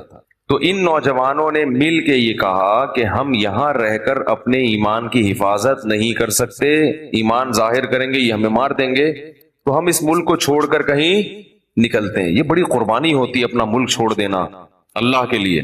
ہمیں چھوڑنے کی ضرورت اس لیے نہیں ہے کہ ہم چھوڑ کے جائیں گے کہاں، یہ بڑا مسئلہ ہے نا. تو ہم یہیں رہ کے دین پر عمل کریں، اور الحمدللہ اللہ کا شکر ہے اتنا ہے کہ جو کرنا چاہے تو عمل کر سکتا ہے. تو انہوں نے کہا کہ اب ہم کیا کرتے ہیں، یہاں سے نکلتے ہیں. اب اللہ نے دیکھو ان کے ساتھ کیسی رحمت کا معاملہ کیا. اصل میں یہود و نصارہ اس واقعے کو جانتے تھے، تو وہ نبی کی نبوت کا امتحان لے کے لیے انہوں نے نبی سے یہ واقعہ پوچھا کہ اصحاب کہف کا کیا واقعہ ہے. یہود و نصارہ تو جانتے تھے، ان کی آسمانی کتابوں میں بھی تھا، تاریخ سے بھی نقل ہوتا چلا آ رہا تھا نا، بڑا دلچسپ واقعہ تھا. تو یہ چیزیں تو پھر سینہ بسینہ نقل ہوتی ہیں. لیکن یہ واقعات مشہور تھے مدینہ میں جہاں یہود و نصارہ رہتے تھے. اہل مکہ کو ان چیزوں کا علم نہیں تھا. تو انہوں نے نبی کا امتحان لینے کے لیے پوچھا کہ اصحاب کہف کا کیا واقعہ ہے. تو اس پر اللہ تعالیٰ نے سورہ کہف نازل کی اور بتایا انہم فتیۃ آمنوا بربہم، چند نوجوان تھے جو اپنے رب پر ایمان لائے. اکثر توبہ کی توفیق جوانی میں ملتی ہے، چاہے گناہوں سے توبہ کرنی ہو یا کفر سے توبہ کرنی ہو. میں نے بوڑھوں کو بہت کم دیکھا اسلام قبول کرتے ہوئے، بلکہ دیکھا ہی نہیں. جتنے میں نے غیر مسلم مسلمان ہوتے ہوئے اپنی زندگی میں دیکھے ہیں وہ سب کیا ہوتے ہیں؟ جوان. حالانکہ اس وقت مزے اڑانے کی عمر ہوتی ہے. پتہ یہ چلتا ہے کہ جوانی میں توبہ آسان ہے، بڑھاپے میں توبہ مشکل. کیوں؟ جوانی میں جیسے گناہوں کا جوش ہوتا ہے تو گناہ سے بچنے کا جذبہ بھی جوانی میں ہی پیدا ہوتا ہے، کیونکہ جوش کا ہونا ضروری ہے گناہ کے لیے بھی اور توبہ کے لیے بھی. کیا ہو گیا بھائی ایک آگ بھڑکتی ہو نا جسم میں، گناہ کی بھی آگ بھڑکتی ہے اور گناہ سے توبہ کے لیے بھی جذبہ چاہیے. بڑھاپے میں جذبات کیا ہو جاتے ہیں؟ ٹھنڈے. نہ گناہ کا وہ جذبہ رہتا ہے اور نہ گناہ سے توبہ کا وہ جذبہ رہتا ہے, لہذا نیوٹرل ہو جاتا ہے. بس جس حال میں جوانی گزاری اسی میں رہتا ہے. کہتا ہے چھوڑو اب کیا توبہ کرنی, بس آرام سے مجھے زندگی گزارنے دو, مرنے دو آرام سے, چاہے وہ کفر کافر ہو یا گناہ گار ہو. اس لیے یہ نہیں کہ بڑھاپے میں توبہ قبول نہیں ہے, قبول تو بڑھاپے میں بھی ہے, مگر بڑھاپے میں توبہ کی توفیق ملتی نہیں ہے. تو اس لیے جوانی میں ہی توبہ کر لو, اور اسی سال کر لو, اور اسی رمضان میں کر لو, اور اسی اعتکاف میں کر لو, اور ابھی کر لو. شیطان کہے گا کل عید کے بعد کروں گا, پہلے 2-4 فلمیں دیکھوں گا عید کے بعد جو نئی نئی ریلیز ہوں گی ہیں, اور پھر جو ساری مستیاں اپنی پوری کروں گا, نکالوں گا, مزے اڑاؤں گا, پھر کیا کروں گا, تسلی سے آخر میں توبہ کر لوں گا. جس نے یہ سوچ کے توبہ کو ڈیلے کیا, مؤخر کیا, اس سے بڑا بے وقوف دنیا میں کوئی نہیں ہے. ایسا نہیں ہوتا, کرنی ہے تو کرو ابھی, اللہ تعالیٰ توبہ کی توفیق. انا اعطیناک الکوثر. میں جلدی سے اب اس کو سورت کو بھی مکمل کر دوں تاکہ یہ ہماری سورت کمپلیٹ ہو جائے. ترجمہ کر دیتا ہوں. انا اعطیناک الکوثر, اے نبی ہم نے آپ کو عطا کی کوثر. فصلی, پس آپ نماز پڑھیے, لی ربک, اپنے رب کے لیے, ونحر, اور قربانی کیجیے. انا, بے شک, شانئک کا, آپ کا دشمن, هو الابتر, وہی دم کٹا ہے, وہی اسی کی نسل ختم ہوگی, اسی کا ذکر خیر ختم ہو جائے گا, وہی ناقص ہے, اس کا کوئی نام لینے والا ان کے بعد نہیں ہوگا. سمجھ رہے ہیں بات کو؟ اس صورت کا میں شان نزول بتا دیتا ہوں آپ کو, کچھ اس کی فضیلت کیا ہے اور اس کی تفسیر کیا ہے. یہ آپ کو تحریری شکل میں مل جائے گی, لہذا لکھنے کی ضرورت نہیں ہے, ٹھیک ہے. جیسے سورہ فلق اور سورہ ناس کا خلاصہ مل گیا نا آپ لوگوں کو, کس کس کو ملا ہے؟ سب کو مل گیا؟ آپ کو نہیں ملا, نیٹ سے دیکھ لیں, مل جائے گا انشاءاللہ. کب سے بھیجا ہوا ہے. اس کے بعد اذا جاء نصر اللہ قل یا ایھا الکافرون, ان صورتوں کے بھی آپ کو خلاصے سورہ اخلاص کا مل جائے گا انشاءاللہ. تو یہ جو بھی بتا رہا ہوں یہ بھی تحریری شکل میں آپ کو دے دیا جائے گا. اس صورت کا شان نزول یہ ہے کہ رسول اللہ صلی اللہ علیہ وسلم کو اللہ تعالیٰ نے حضرت خدیجہ سے 2 بیٹے دیے تھے, ایک کا نام تھا قاسم اور ایک کا نام تھا ابراہیم. آپ صلی اللہ علیہ وسلم کی جتنی بھی اولاد ہوئی ہے صرف حضرت خدیجہ سے ہوئی ہے, حضرت خدیجہ کے علاوہ آپ کی اولاد کسی اور زوجہ سے نہیں ہوئی. حضرت خدیجہ سے 4 بیٹیاں تھیں اور 2 بیٹے, ایک بیٹے کا نام قاسم, دوسرے کا نام ابراہیم. قاسم کی جب ولادت ہوئی ان کا بھی انتقال ہو گیا, اور ابراہیم کی ولادت ہوئی تو ان کا بھی انتقال ہو گیا. عرب میں نرینہ اولاد کی بڑی اہمیت تھی, کیونکہ انسان کا نسب اس کی نرینہ اولاد سے چلتا ہے, بیٹیوں سے نہیں چلتا. بیٹیاں تو غیروں کی ہوتی ہیں, رخصتی ہو کے دوسروں کے ہاں چلی جاتی ہیں, ان کے نسل میں اضافہ کرتی ہیں, ان کی نسل بڑھاتی ہیں. اپنے شوہر اور اپنے شوہر کے ددیال کی نسل میں اضافہ کریں گی, وہ اپنے باپ کی نسل میں اضافہ کون کرتا ہے؟ بیٹا. کیونکہ نسب کس سے چلتا ہے؟ باپ سے چلتا ہے, سوائے بلاول بھٹو کے. بلاول بھٹو کے بارے میں کہتا ہوں کہ بلاول بھٹو اسلامی تاریخ, غیر مسلموں کے ہاں تو ماں سے چلتا ہے جو نیچر کے خلاف ہے, لیکن اہل اسلام میں, اسلامی تاریخ میں سوائے بلاول بھٹو کے آج تک کوئی ایسا شخص پیدا نہیں ہوا جس کے نسب اور خاندان ماں سے چلتا ہو. بلاول بھٹو زرداری کے بیٹے ہیں, مگر خاندان ان کا کیا کہلاتا ہے؟ قوم جو آخر میں لگتی ہے وہ بھٹو کہلاتی ہے, حالانکہ وہ بھٹو ان کی والدہ تھیں, ان کے والد محترم بھٹو نہیں. تو سیاست میں انہوں نے نسب ہی کو بگاڑ دیا اپنا. سمجھ رہے بات کو؟ تو یہ سیاسی لوگ اتنے خطرناک ہوتے ہیں کہ یہ اپنے باپ کے نسب کو بدل دیتے ہیں سیاست کے چکر میں, کیونکہ زرداری لگے گا تو ووٹ نہیں ملیں گے, ووٹ بھٹو کے نام کو کیش کرانا ہے. خیر, تو رسول اللہ صلی اللہ علیہ وسلم کے 2 بیٹے ہوئے, دونوں کا انتقال ہو گیا. عرب میں بے اولادی کو بھی معیوب سمجھتے تھے, کیونکہ آپ کی نسل چلے گی بیٹوں سے, اور بیٹے ہیں جو باپ کی بہت زیادہ عزت کا ذریعہ بنتے ہیں. بیٹیوں کے اپنے فضائل ہیں, لیکن ظاہر ہے نسل بیٹیوں سے نہیں چلتی. تو جب نبی صلی اللہ علیہ وسلم کے دونوں بیٹے مر گئے, دنیا سے چلے گئے, تو عاص ابن وائل بہت بڑا دشمن تھا اہل اسلام کا, وہ اور قریش, دیگر قریش, وہ یہ کہنے لگے کہ محمد صلی اللہ علیہ وسلم معاذ اللہ ابتر ہیں. کیا مطلب؟ ان کی نسل ختم, اور ان کا نام لینے والا ان کے بعد دنیا میں کوئی نہیں ہوگا, کیونکہ بیٹے ہی نہیں ہیں. تو یاد کون رکھے گا؟ اولاد ہی نہیں ہے, باپ دادا کے نام کون لے گا؟ اولاد تو ہے ہی نہیں, بیٹیاں ہیں. سمجھ رہے بات کو؟ آپ صلی اللہ علیہ وسلم کو اس طعنے سے تکلیف ہوتی تھی, تو اس پر یہ صورت نازل ہوئی کہ اے نبی, آپ کا ذکر ختم نہیں ہوگا, آپ کی روحانی اولاد بہت ہوگی. باقی اللہ نے آپ کو بیٹا کیوں نہیں دیا, یا دیا تو اٹھا کیوں لیا, اس کی حکمت ایک اور مقام پہ بیان کی گئی ہے, وہ میں بتاتا ہوں آپ کو بعد میں. لیکن بتایا گیا کہ اے نبی, آپ کا ذکر ختم نہیں ہوگا, بلکہ یہ جو کہہ رہے ہیں نا کہ آپ کو خیر نہیں ملی, ابتر اسے کہتے ہیں جس کے نسل میں یا کیونکہ جس کی اولاد نہیں ہے نا، اس کو یہ سمجھا جاتا ہے، اور حقیقت بھی ایسے ہی ہے کہ بہت بڑی خیر سے محروم ہو گیا وہ، بڑھاپے میں خدمت کے لیے نہیں ہے، کاروبار سنبھالنے کے لیے کوئی نہیں ہے، دین کے مشن کو آگے لینے کے لیے، چلانے کے لیے نہیں ہوگا، اور تذکرہ نسل میں نہیں ہو سکے گا، تو یہ ساری بھلائیوں سے انسان محروم ہو جاتا ہے۔ تو نبی کو تسلی دی گئی، انا اعطینا الکوثر، اے نبی ہم نے آپ کو خیر کوثر کہتے ہیں خیر کثیر کو، بہت زیادہ بھلائیاں ہم نے آپ کو عطا کر دی ہیں۔ کوثر سے نہر کوثر تو ہے، لیکن کوثر کا جو لغوی مطلب ہے، ڈکشنری میں جو مطلب ہے وہ کیا ہے؟ اصل میں حوض کوثر کو نہیں کہتے، بلکہ کسے کہتے ہیں؟ خیر کثیر۔ اے نبی ہم نے آپ کو خیر کثیر عطا کی ہے، جس میں کیا ہے؟ نبوت، عزت، آپ کا قیامت تک تذکرہ ہوتا رہے گا، یہ ساری چیزیں ہم نے آپ کو عطا کر دی ہیں، لہذا ان کے تانوں سے پریشان ہونے کی ضرورت نہیں ہے۔ ان کے نرینہ اولاد ہوگی تو بھی ان کا تذکرہ نہیں ہوگا، اور آپ کے نرینہ اولاد نہ ہو کے بھی آپ کی روحانی اولاد قیامت تک باقی رہے گی، اور آپ کا تذکرہ بہت زیادہ ہوتا رہے گا۔ یہ خیر کثیر ہم نے آپ کو عطا کی ہے۔ پھر اسی خیر کثیر میں سے ایک خیر حوض کوثر بھی ہے، جس کا نام کوثر اس لیے رکھا گیا کہ وہ ایک پانی کی نہر ہے جو نبی صلی اللہ علیہ وسلم کو قیامت کے دن دی جائے گی، اور آپ صلی اللہ علیہ وسلم خود بھی اس سے پئیں گے اور اپنے امتیوں کو بھی اس سے پلائیں گے۔ اس پانی میں بھی اللہ نے خیر کثیر رکھی ہے۔ وہ خیر کثیر کیا ہے وہ ابھی انشاءاللہ میں بتاؤں گا۔ تو اس کا مصداق یعنی یہ آیت منطبق ہوتی ہے حوض کوثر پر بھی، ٹھیک ہے؟ تو یہ تو اس کا شان نزول ہے کہ اللہ نے بتا دیا کہ یہ جو آپ پر طنز اور طعنے کر رہے ہیں یہ لوگ ہیں جن کی نسل ہے ختم ہونے والی، ان کا نام لینے والا کوئی بھی نہیں ہوگا۔ بڑے بڑے سرداروں کے نام تو لیا جاتا ہے ان کا آج، لیکن اچھے جذبے سے نہیں لیا جاتا، ان کا نام برائی کے طور پہ لیا جاتا ہے۔ یہ تو اس صورت کا ہو گیا شان نزول۔ اس صورت کی فضیلت کیا ہے؟ حدیث میں آتا ہے، صحابہ کہتے ہیں کہ ہم بیٹھے ہوئے تھے رسول اللہ صلی اللہ علیہ وسلم کے ساتھ مسجد میں، آپ صلی اللہ علیہ وسلم پر ایک دم کچھ غنودگی سی طاری ہوئی، بے ہوشی کی کیفیت طاری ہوئی جیسے وحی میں ہوتی تھی۔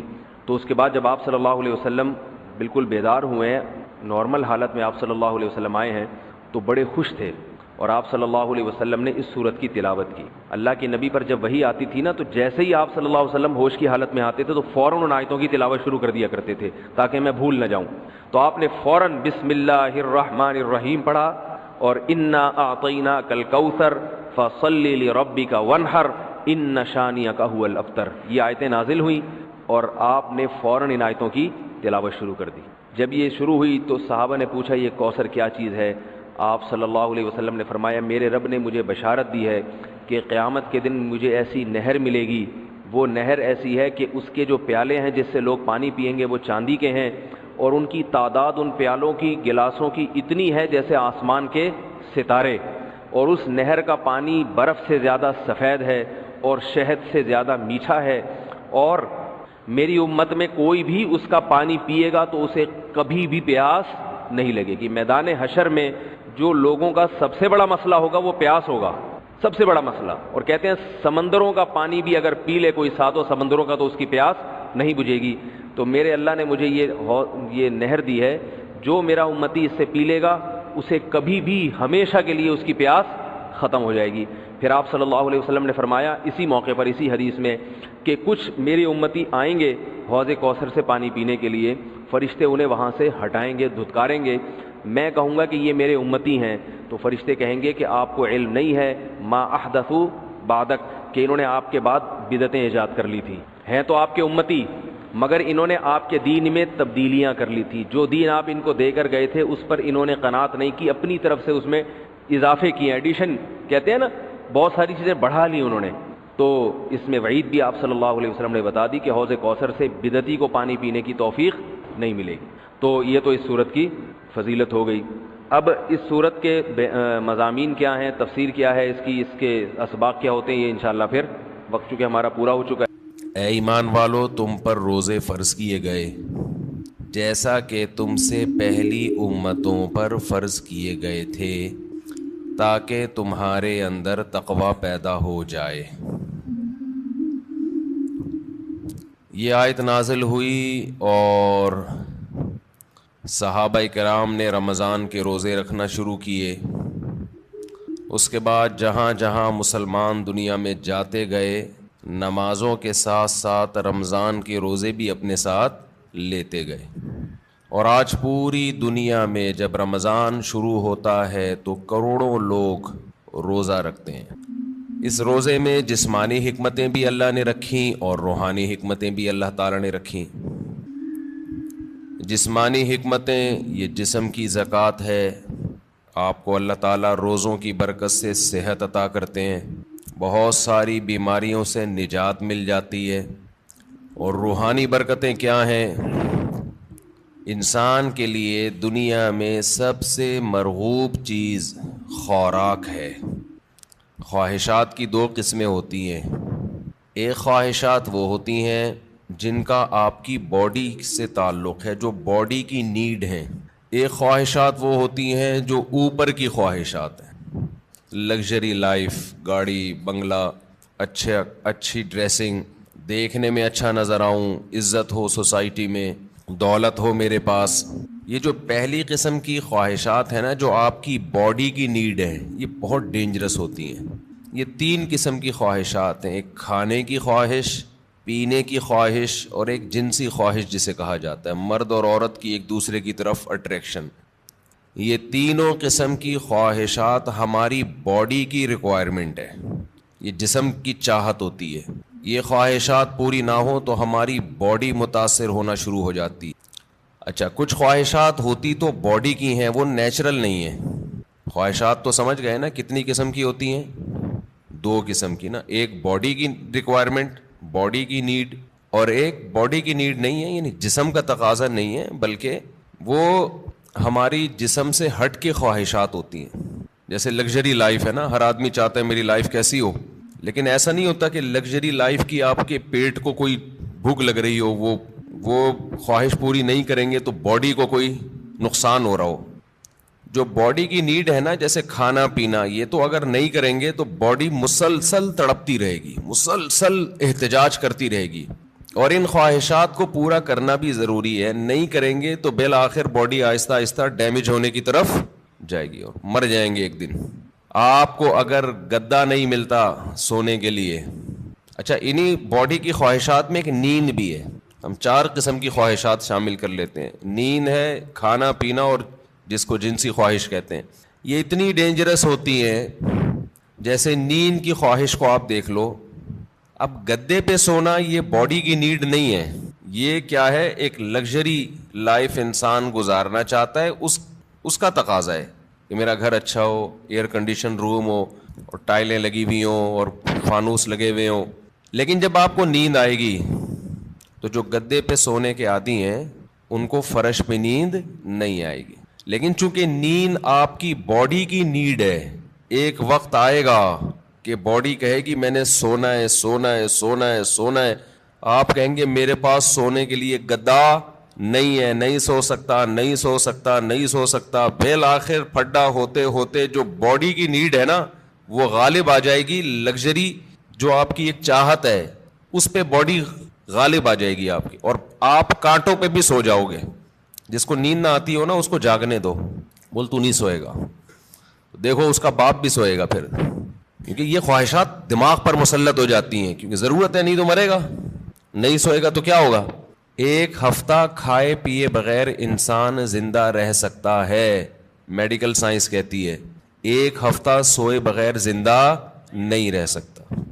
اس لیے یہ اللہ مسلط کر دیتے ہیں کہ تیرا باپ بھی سوئے گا. تبھی آپ نے دیکھا ہوگا ڈرائیونگ کے دوران ڈرائیور سو جاتا ہے، حالانکہ اس کا سونے کا بالکل موڈ نہیں ہوتا، اور ایسا سوتا ہے کہ اپنے ساتھ سارے پیسنجر کو بھی ہمیشہ کے لیے سلا دیتا ہے. تو یہ چیزیں اللہ نے مسلط کی ہوئی، بھائی یہ تمہاری خواہش پہ نہیں ہے. ورنہ بڑے لوگ کہتے ہیں ہمارے پاس ٹائم نہیں ہے، اگلے مہینے ہم سوئیں گے، اس دفعہ ہمیں آفس کا بزنس کا کام ہے بہت. تو یہ جو جسمانی خواہشات ہیں نا، جسمانی خواہشات، ان سے ہاتھ کھینچنا آسان کام نہیں ہے، کیونکہ باڈی کو ضرورت ہے. تو باڈی ہماری مسلسل ڈسٹرب ہوتی رہتی ہے. اب آپ کو جب بھوک لگ رہی ہے تو باڈی کیا کہے گی؟ روٹی دو، کھانا دو، کہے گی نا، خوراک چاہیے. تو کیا یہ 2-3 دفعہ کہنے کے بعد چپ ہو جائے گی کہ بھائی یہ تو کھلا نہیں رہا تو چلو اب کوئی اور کام کرو؟ نہیں ہوگی. یہ کیا کہے گی؟ روٹی کھانا، روٹی کھانا، چاول، سموسے. کسی کو بھی دیکھے گا نا کھاتا ہوا، مسلسل یہ ٹینشن ہے اور کسی بھی کام میں اس کا دل نہیں لگے گا جب تک کہ چند نوالے نہ کھا لے. پیاس بھی ایسی چیز ہے, جب آپ کو پانی کی خواہش ہوتی ہے تو باڈی مسلسل پانی مانگتی رہتی, آپ کا دل ہی نہیں لگے گا کسی کام میں, دل جمعی سے کام نہیں کر پاؤ گے آپ, مسلسل پانی باڈی کو ضرورت ہے. اور یاد رکھو جب ضرورت ہو باڈی خود بتاتی ہے, اس کے لیے ڈاکٹروں سے مشورہ نہیں لیا کرو کہ میں کتنے گلاس پانی پیا کروں. یہ چیزیں اللہ نے انسان کی باڈی میں انسٹال کر دی ہیں, اس میں میڈیکل سائنس کو زیادہ فری مت کرایا کرو. کھا بھی لیں پی بھی رہے ہیں, ڈاکٹر صاحب سے پوچھیں کتنے گلاس پیوں, جتنے کی چاہت ہے وہ باڈی خود بتا دے گی. ہاں اگر باڈی صحت مند ہے اور کوئی الٹے سیدھے کام نہیں کر رہے, بعض دفعہ آپ کوئی الٹا کام کر رہے ہوتے ہو جس سے پھر باڈی دھوکہ دیتی ہے. جیسے جو لوگ چائے زیادہ پی رہے ہیں, کافی, تو کیفین کیا کرتی ہے کہ پیاس کا احساس ختم کر دیتی ہے, پیاس بجھا دیتی ہے اور باڈی سے پانی پیشاب بنا کے نکال دیتی ہے. ایک طرف پانی کی کمی ہو رہی ہے, دوسری طرف اس کمی کی کو پورا کرنے کے لیے باڈی کو جو احتجاج کرنا چاہیے باڈی وہ احتجاج نہیں کر رہی, تو پھر پانی کا پھر مشورہ ڈاکٹر صاحب سے لینا پڑے گا. کیونکہ پھر باڈی آپ کا جو جسم ہے نا وہ اس کی کھوپڑی گھوم جاتی ہے اس کو پتہ ہی نہیں چلتا کہ کب پانی کی ضرورت ہے کب پانی کی ضرورت نہیں ہے. تو نیچرل لائف جس کی ہوگی اس کی باڈی بتاتی رہے گی کتنا پانی چاہیے. جیسے کولڈ ڈرنک پینے سے پیاس بجھ جاتی ہے نا, تو پیاس تو وقتی بجھتی ہے لیکن پانی کی جتنی کمی پوری ہونی چاہیے وہ ہوتی نہیں ہے. تو یہ میں جو اصول بتاتا ہوں یہ ان لوگوں کے جو تمیز سے زندگی گزار رہے ہیں. ایسا نہیں سارا دن چائے کے کپ پھونکتے رہتے ہیں, کافی سارا دن پیتے رہتے ہیں. تو کیونکہ کافی اور چائے یہ نیچرل نہیں ہے, ہماری قدرتی غذا کا حصہ بول لو بھائی نہیں ہے. یہ تو بات کی ایجاد ہے کہ وہی کیفین باڈی میں جاتی ہے تو بلڈ کا سرکولیشن بڑھا دیتی ہے, تھوڑا ایکٹیو ہو جاتے ہو آپ. تو یہ مصنوعی ایکٹیونیس ہے, یہ کوئی سچی مچی میں جسم میں طاقت نہیں آتی ہے, سمجھتے نہیں. جیسے ایک ہوتی ہے کیفین, ایک ہوتی ہے نیکوٹین. نیکوٹین سگریٹ میں نا اور گٹکے میں, تمباکو میں, وہ ذرا اوپر کی چیز ہے, کیفین تھوڑی نیچے کی چیز ہے. تو فلسفہ دونوں کا سیم ہی ہے, وہ ذرا زیادہ ڈینجرس ہے نیکوٹین ہے, تمباکو اور سگریٹ وہ بھی وہی کام کرتی ہے. چائے ذرا کمزور چیز ہے اس لیے اس کا وہ نقصان نہیں ہے, اس کا سگریٹ کا نقصان زیادہ ہے. پھر اس میں دھوئیں شوئیں بھی ملا لیں تو اور پھر اور باڈی آپ کی سارے وٹامنس دھوئیں سے کیا ہو جاتے ہیں, پورے ہو جاتے ہیں.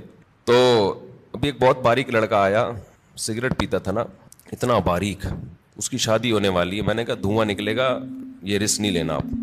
ایک تو آپ اپنی صحت دیکھو اور سگریٹ کے کس طرح سے پھونک رہے ہو, تو جو اندر جا رہا ہے جو ان پٹ ہوتا ہے آؤٹ پٹ وہی ہوتا ہے نا تو یہ جو ہے نا, یہ جو باڈی کی ریکوائرمنٹ نشہ ہے, نشہ یہ بن جاتا ہے, یہ اللہ نے بنایا نہیں ہے, یہ اس سے بھی زیادہ خطرناک ہے روٹی پانی سے. یعنی اس کو برداشت کرنا بہت ہی مشکل ہے. اللہ میاں نے تو آپ کو وہ چیزوں کی چاہتیں رکھی تھیں جو جس کی آپ کی باڈی کو ضرورت ہے. روٹی کی ضرورت رکھی, پانی کی چاہت رکھی اللہ تعالیٰ نے, اور جو اللہ نے خواہشات رکھی ہیں جو نیچرل ہیں. ہم نے کیا کیا, سگریٹ پی پی کے, دن میں 5-5 6-6 کپ کافیوں کے پی پی کے اور پان گٹکے کھا کھا کے ہم نے اس سیٹنگ کو کیا کر دیا, خراب. اب آپ گٹکے اور پان والوں کو دیکھ لو, سگریٹ والوں کو دیکھ لو, افطاری میں لوگ کھجوروں کی طرف لپکتے ہیں, وہ کہاں لپکتے ہیں, سگریٹ کی طرف. وہ تو کھجور ایک سنت پوری کرنے کے لیے کھا لیتے ہیں, اس کے بعد پھر سٹے لگا رہے ہوتے ہیں. کتنی بڑی نحوست ہے یار, ہے یا نہیں ہے؟ کیسا اپنے ہاتھوں سے اپنے آپ کو برباد کر رہے ہو. اللہ کا کتنا بڑا فضل ہے, ہمارے ماں باپ نے ہمیں سگریٹ پان گٹکے سے ہمیشہ بچایا. ہمارے ماں باپ کا بہت بڑا احسان ہے. اللہ ان کی قبروں کو نور سے بھر دے, ان کی پر اللہ بہت رحمت نازل کرے. بڑا کردار ہوتا ہے والدین کا اس میں. بالکل بچوں کو قریب نہ جانے دو. ہم تو ایک دفعہ, مجھے یاد ہے میں نے ایک دفعہ سگریٹ پی تھی چھپ کے, وہ بھی ایسے کہ ہمارے ایک رشتے کے تایا لگتے تھے, وہ پیتے تھے, رشتے کے تایا, دور کے تایا. انہوں نے پھینکی تو ہمیں شوق تھا تھوڑی تحقیقات کا کہ یار یہ کیا ہے, اس میں اتنا شوق سے یہ صبح شام سٹے لگاتے ہیں. تو انہوں نے پھینکی تو میں نے اٹھا لی, تو اٹھا کے میں نے کہا ذرا چک کے دیکھو نا, تو ایک کش لگایا ہے, وہ اتنی کھانسی ہوئی ہے کہ اللہ کا بڑا فضل. اور شکر ہے دیکھا نہیں کسی نے, ورنہ طبیعت سے کٹتے. طبیعت سے کیا ہوتا, کوئی گھر میں دیکھ لیتا تو کٹ جاتے طبیعت سے. تو جو بات ہے میں اس کی طرف آتا ہوں. تو جو سگریٹ ہے اور یہ سب چیزیں تو انسان خود عادی بنا لیتا ہے نا. تو یہ میرا آج کا ٹاپک نہیں ہے, یہ تو اپنے ہاتھوں اپنے آپ کو آپ جہنم کی آگ میں ڈال رہے ہو, ایک عذاب میں ڈال دیا آپ نے اپنے آپ کو.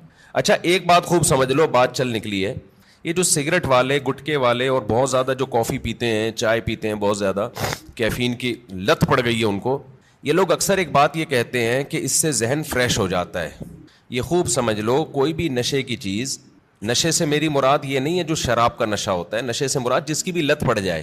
تو جو کیفین ہے, کافی, جو نیکوٹین ہے, ان میں یہ ذہن میں رکھو کہ جتنی کوانٹٹی آپ لے رہے ہو نا فریش ہونے کے لیے, تھوڑے دن میں اس کے عادی ہو جاتے ہو, سمجھتے ہو, پھر آپ کو اس کی مقدار بڑھانی پڑتی ہے. جبکہ روٹی اور پانی میں ایسا نہیں ہے.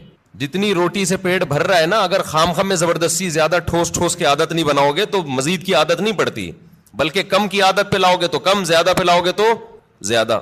جبکہ یہ جتنی چیزیں جو نیچرل نہیں ہے, جو ہماری باڈی کی نیڈ نہیں ہے, ان کو جب آپ لوگے تو جتنے کپ میں آج فریش ہو رہے ہو نا, کل اس سے تعداد بڑھانی پڑے گی. شرابی کو دیکھ لو نا, شروع میں ایک گھونٹ میں بہک جاتا ہے اور بڑا مزہ آتا ہے اس کو, اس کے بعد پورے کریٹ کے کریٹ پی جاتا ہے, لیکن اس کو وہ نشہ نہیں آتا جو پہلے دن ایک گھونٹ میں آیا تھا اس کو.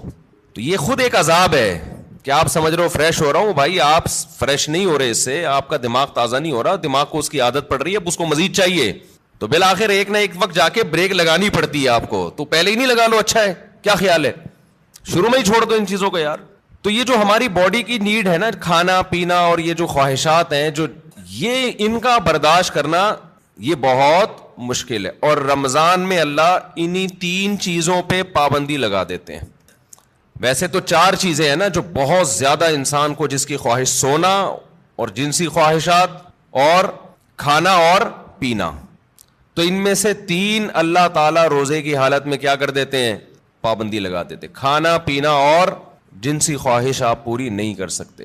سونے پر اللہ پابندی نہیں لگاتے, یہ اللہ کی رحمت ہے. اللہ چاہتے تو رمضان میں سونے پر بھی پابندی لگا دیتے, لیکن ما جعل علیکم فی الدین من حرج, قرآن کہتا ہے ہم نے دین میں تنگی نہیں رکھی. ایسا دین بنایا جو ہر دور میں ہر انسان کے لیے سوٹیبل ہو, اس کے لیے اس پر عمل کرنا ممکن. نیند کا سیٹ اپ, اس میں زیادہ پریشانی ہو جاتی اور عین ممکن ہے صحت کو نقصان ہونا بھی شروع ہو جاتا.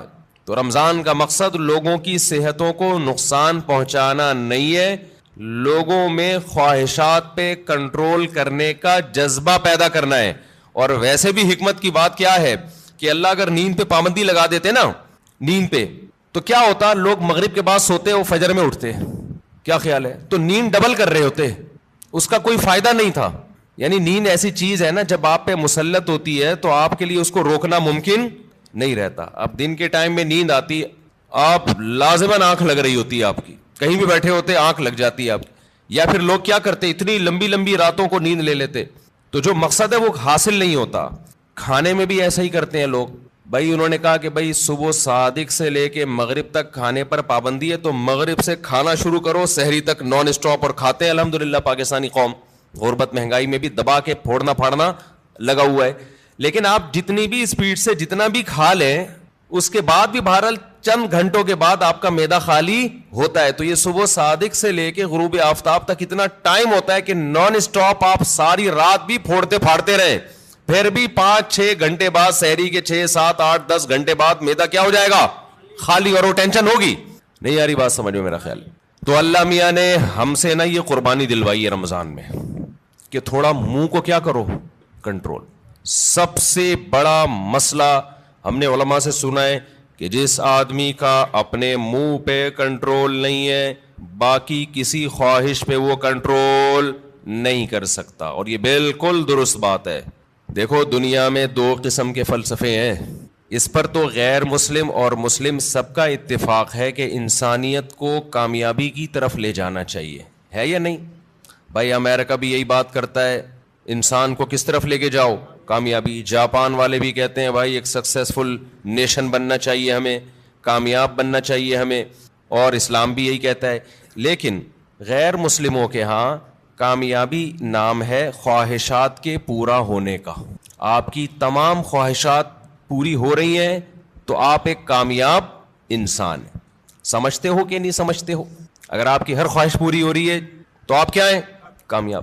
لیکن اسلام کیا کرتا ہے, آپ کی جگہ جگہ خواہشات پہ پابندیاں لگا رہا ہوتا ہے. جگہ جگہ آپ کی خواہشات پہ کیا لگاتا ہے, پابندیاں, یہ نہیں کرنا, یہ نہیں کرنا, یہ لیگل ہے, یہ انلیگل ہے, بہت ساری اور بڑی خطرناک قسم کی پابندیاں بھی لگا دیتا ہے اسلام, جس کا غیر مسلم تصور ہی نہیں کر سکتے کہ ان سے بچیں ہم.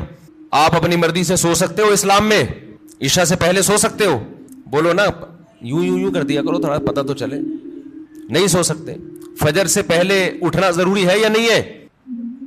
اب ایک آدمی کہہ رہا ہے یار میں سو رہا ہوں لمبا, بس 11 بجے اٹھوں گا. نہیں بھائی, آپ کو اسلام پابندی لگائے گا کہ آپ کو اپنی مرضی سے سونے کی اجازت نہیں, اٹھنا پڑے گا. سردی ہے, وضو کا دل نہیں کر رہا, یخ ٹھنڈا پانی ہے, اسلام کیا کہے گا؟ غیر مسلم کیا کہے گا؟ بھائی نہیں اٹھو, یا اٹھ گئے ہو تو ہاتھ منہ مت دھو. لیکن اسلام آپ پہ پابندی لگائے گا, آپ کو ہاتھ منہ دھونے پڑیں گے, چاہے ٹھنڈ لگے یا نہ لگے. بلکہ سردیوں میں وضو کرنے میں حدیث میں آتا ہے بہت زیادہ ثواب ہے, ایسے گناہ جھڑتے ہیں جیسے درختوں کے پتے جھڑتے ہیں سردیوں میں. پھر اسلام آپ پہ پابندی لگاتا ہے حلال حرام کی پابندیاں. نظر بھی اٹھا کے دیکھنے نہیں دیتا کسی انٹی کو. کتنی سخت پابندی ہے یہ نہیں ہے. گورا سوچ سکتا ہے اس پابندی, وہ تو نائٹ کلب میں جاتے ہیں, شراب پیتے ہیں, اور اسلام کہہ رہا ہے کہ نائٹ کلب جا کے زنا کرنا تو بہت ہی بڑا جرم ہے. لا تقربوا الزنا, قریب بھی نہیں پھٹکنا. کوئی انٹی جا رہی ہیں اس نیت سے دیکھ لوں کہ یار کیسی ہیں, یہ بھی آپ کے لیے کیا ہے؟ Not allowed. اچھا, جو غیر مسلم لوگ ہیں ان کے یہاں ہے کہ انسان کی ہر خواہش پوری ہو. وہ سمجھتے ہیں کہ یہ کامیابی ہے. حقیقت پتہ ہے کیا ہے؟ جس کی ہر خواہش پوری ہوتی ہے وہ ڈپریشن کا مریض بنتا ہے. یہ بات خوب اچھی طرح کھوپڑی میں بٹھا لو. جس کی ہر خواہش پوری ہوگی وہ کیا ہوگا؟ وہ اسٹریس اور ڈپریشن میں جائے گا. وجہ اس کی ہے کہ آپ کی ہر خواہش پوری ہو سکتی نہیں ہے. اگر ہو رہی ہے نا تو اس کا نتیجہ نکلے گا کہ آپ میں خواہشات پہ کنٹرول کرنے کی طاقت ختم. ایک اسٹیپ ایسا آتا ہے جہاں کوئی نہ کوئی خواہش آپ کو قربان کرنی پڑتی ہے. دنیا میں کوئی شخص, فرعون بھی ایسا نہیں گزرا کہ اس کی ہر خواہش دنیا میں پوری ہوئی ہو. ساری پوری ہو رہی تھی, موسیٰ علیہ السلام آ گئے, ایک دم دماغ کھٹکا نا اس کا, یہ کیا ہو گیا بھائی؟ یہ تو ہوتا ہے. جتنی بھی آپ کے اندر خواہشات ہیں نا, پوری کرتے رہیں, کہیں نہ کہیں آ کے قدرت کی طرف سے بیریئر کھڑے ہو جاتے ہیں آپ کی راہ میں, اور آپ خواہشات پوری کرتے کرتے یوز ٹو ہو چکے ہوتے ہو. آپ کو خواہشات پہ کنٹرول کرنے کی عادت نہیں رہتی. پھر آپ جاتے ہو اسٹریس میں, ڈپریشن میں, اور چیخو پکار, مار دھاڑ. جیسے جو بچے زیادہ لاڈ پیار میں پلتے ہیں وہ بچے شور شرابہ زیادہ مچاتے ہیں. جن بچوں پہ ماں باپ کا کنٹرول ہوتا ہے کہ کچھ خواہشات پوری کر دی, کچھ پوری نہیں کی, وہ بچے بھی کنٹرولڈ ہوتے ہیں. یقین نہ آئے تو جا کے مشاہدہ کر لو. میں نے بہت سے بچے ضدی دیکھے ہیں, چیزیں اٹھا کے پھینک رہے, کوئی بات نہیں مانتے. وجہ اس کی ہے کہ ماں باپ ان کی ہر بات مانتے ہیں. نہیں آ رہی سمجھ میں؟ پتہ نہیں آپ لوگ لاڈلے بچے ہیں اپنے ماں باپ کے یا لاڈلے نہیں ہیں, تو یہ تو اللہ ہی جانتا ہے. لیکن ہم نے ایسے بچے مارکیٹ میں دیکھے, ہر خواہش پوری ہو رہی ہے, بچہ چڑچڑا ہو گیا. اچھا, جس بچے کے ساتھ اس کا کوئی بہن بھائی نہ ہو وہ بھی چڑچڑے ہو جاتے ہیں. اس کی وجہ یہ کہ بہت زیادہ لاڈ پیار اس اکلوتے کو مل جاتا ہے. کیا ہوتا ہے؟ اکلوتے. دوسرا مارکیٹ میں قریب العمر ہوتے نہیں ہیں 2-4, تو ماں باپ کی ساری لاڈ کا اور پیار کا مرکز یہ اکلوتا. اس کی ہر خواہش پوری. آپ میں سے کوئی اکلوتا ہو تو پیش کی معذرت. نتیجہ کیا نکلتا ہے؟ اس کی طبیعت میں چڑچڑاپن پیدا ہونا شروع, مار دھاڑ. وہ سوسائٹی میں بسا اوقات ایک کامیاب انسان بن کے سروائیو نہیں کر پاتا. اچھا, ہمارے ایک ریلیٹیو کے یہاں نا ایک بچہ ہوا, پھر ان کے یہاں فوراً دوسرا ہو گیا اگلے سال. رپورٹ دیکھیں, رپورٹ ہوا یہ ہے کہ جب فوراً دوسرا آ گیا 1-2 سال کے بعد مارکیٹ میں, تو جو پہلا والا تھا نا, اب اس کو تھوڑی سی جیلسی بچوں میں ہوتی ہے کہ دوسرے کو پیار کرو تو اس کو غصہ آ رہا ہے کہ اس کو کیوں پیار کر رہے ہو. بچے کرتے ہیں ایسے, آپ نے دیکھا ہوگا. تو لوگ کہہ رہے ہیں کہ یار یہ جو ان کے ریلیٹیو ہے نا, کہنے لگے کہ یہ غلط ہوا, پہلے والے کے ساتھ ظلم ہوا ہے. ابھی اس کی عمر تھی, اس کو محبتیں ملتی, توجہ کا مرکز بنتا. مارکیٹ میں دوسرا آ گیا, جو محبت پوری اس کو ملنی چاہیے تھی وہ ڈیوائڈ ہو کے آدھی کہاں جا رہی ہے, تو یہ پہلے والے کے ساتھ ظلم ہے. سمجھتے ہو بات کو؟ تو بھائی یہ پہلے والے کے ساتھ ظلم نہیں ہے, اس کی ٹریننگ کا حصہ ہے کہ تو دنیا میں اکیلا باپ نہیں ہے, تمہارے بہن بھائی بھی ہوں گے. ابھی سے اس کے اندر برداشت پیدا ہو رہی ہے. حقیقت ہے, اس کے دل میں ایک جذبات ہوتے ہیں حسد کے. بچوں میں ہوتا ہے, بہت زیادہ جیلسی ہوتی ہے بچوں میں. ایک کو کچھ دو نا تو دوسرے کو ضرورت نہیں بھی ہو, صرف اس کو تپانے کے لیے مانگتا ہے کہ مجھے کیوں نہیں دیا. تو یہ جو برداشت اس میں پیدا ہوگی نا, جب ماں باپ دوسرے کو پیار کر رہے ہیں اور اس کو غصہ آ رہا ہے, یہی غصہ قدرت چاہتی ہے کہ آئے تاکہ اس میں کنٹرول پیدا ہو. یہ نہیں ہوتا نا تو یہ بڑے ہو کر عذاب بنتا ہے. پھر بڑے ہو کر پھر کیا ہوتا ہے, یہ کیوں آ گیا دنیا میں, میرے باپ کی وراثت جو مجھے ملنی تھی اس کو کیوں مل رہی ہے, یہ اس میں شریک کیوں ہو رہا ہے. پھر یہ یہاں تک جاتا ہے معاملہ. شروع میں یہ مسئلہ کیا کر دو, ختم کر دو کہ بیٹا اس گھر میں اور بھی ہیں, اور ممکن ہے مفتی صاحب کے بھی میں بیانات سننا شروع کیے تو اسپیڈ اور بھی بڑھ سکتی ہے ہماری, عین ممکن ہے. اگلے سال نیا ماڈل بھی آ سکتا ہے. تو اب یہ جلتے ہی رہو بیٹھ کے, یا اسی کو قبول کرو. اور پھر ایک اہم بات یہ کہ بچہ ماں باپ کی توجہ کے لیے بہن بھائی کو وقتی طور پہ برداشت نہیں کرتا, لیکن اللہ نے ایک ایسا بچے میں ایک سافٹ ویئر ڈالا ہوا ہے کہ وہ اپنے بہن بھائیوں سے محبت بھی ٹوٹ کے کرتا ہے. یہ تو آپ اس کو دے رہے ہو نا, ماں باپ اس نئے ماڈل کو جب پیار کرتے ہیں محبت دیتے ہیں تو پرانے ماڈل کو تکلیف ہوتی ہے, یہ ہے اس کی جیلیسی. لیکن آپ ذرا کوئی تھرڈ پرسن اس نئے ماڈل کو ہاتھ اٹھا کے دیکھے, پرانا ماڈل آڑ بن کے کھڑا ہو جائے گا کہ میرا بھائی ہے, میری بہن ہے, تو کون ہوتا ہے ہاتھ اٹھانے والا. تو یہ جو محبت اور قربانی کا جذبہ ہے یہ بھی نئے اور پرانے میں جب کم وقفہ ہوگا اور نیا ماڈل جلدی آئے گا تو پرانے ماڈل میں اپنے بہن یا بھائی کے لیے لڑنے کا جذبہ یہ بھی جبھی پیدا ہوگا. نہیں آ رہی بات. اور یہ تھوڑا سا نئے اور پرانے کو بڑا ہونے دو, پھر ان کے آپس میں کھیل کود دیکھو, محبتیں دیکھو کیسی ہوں گی.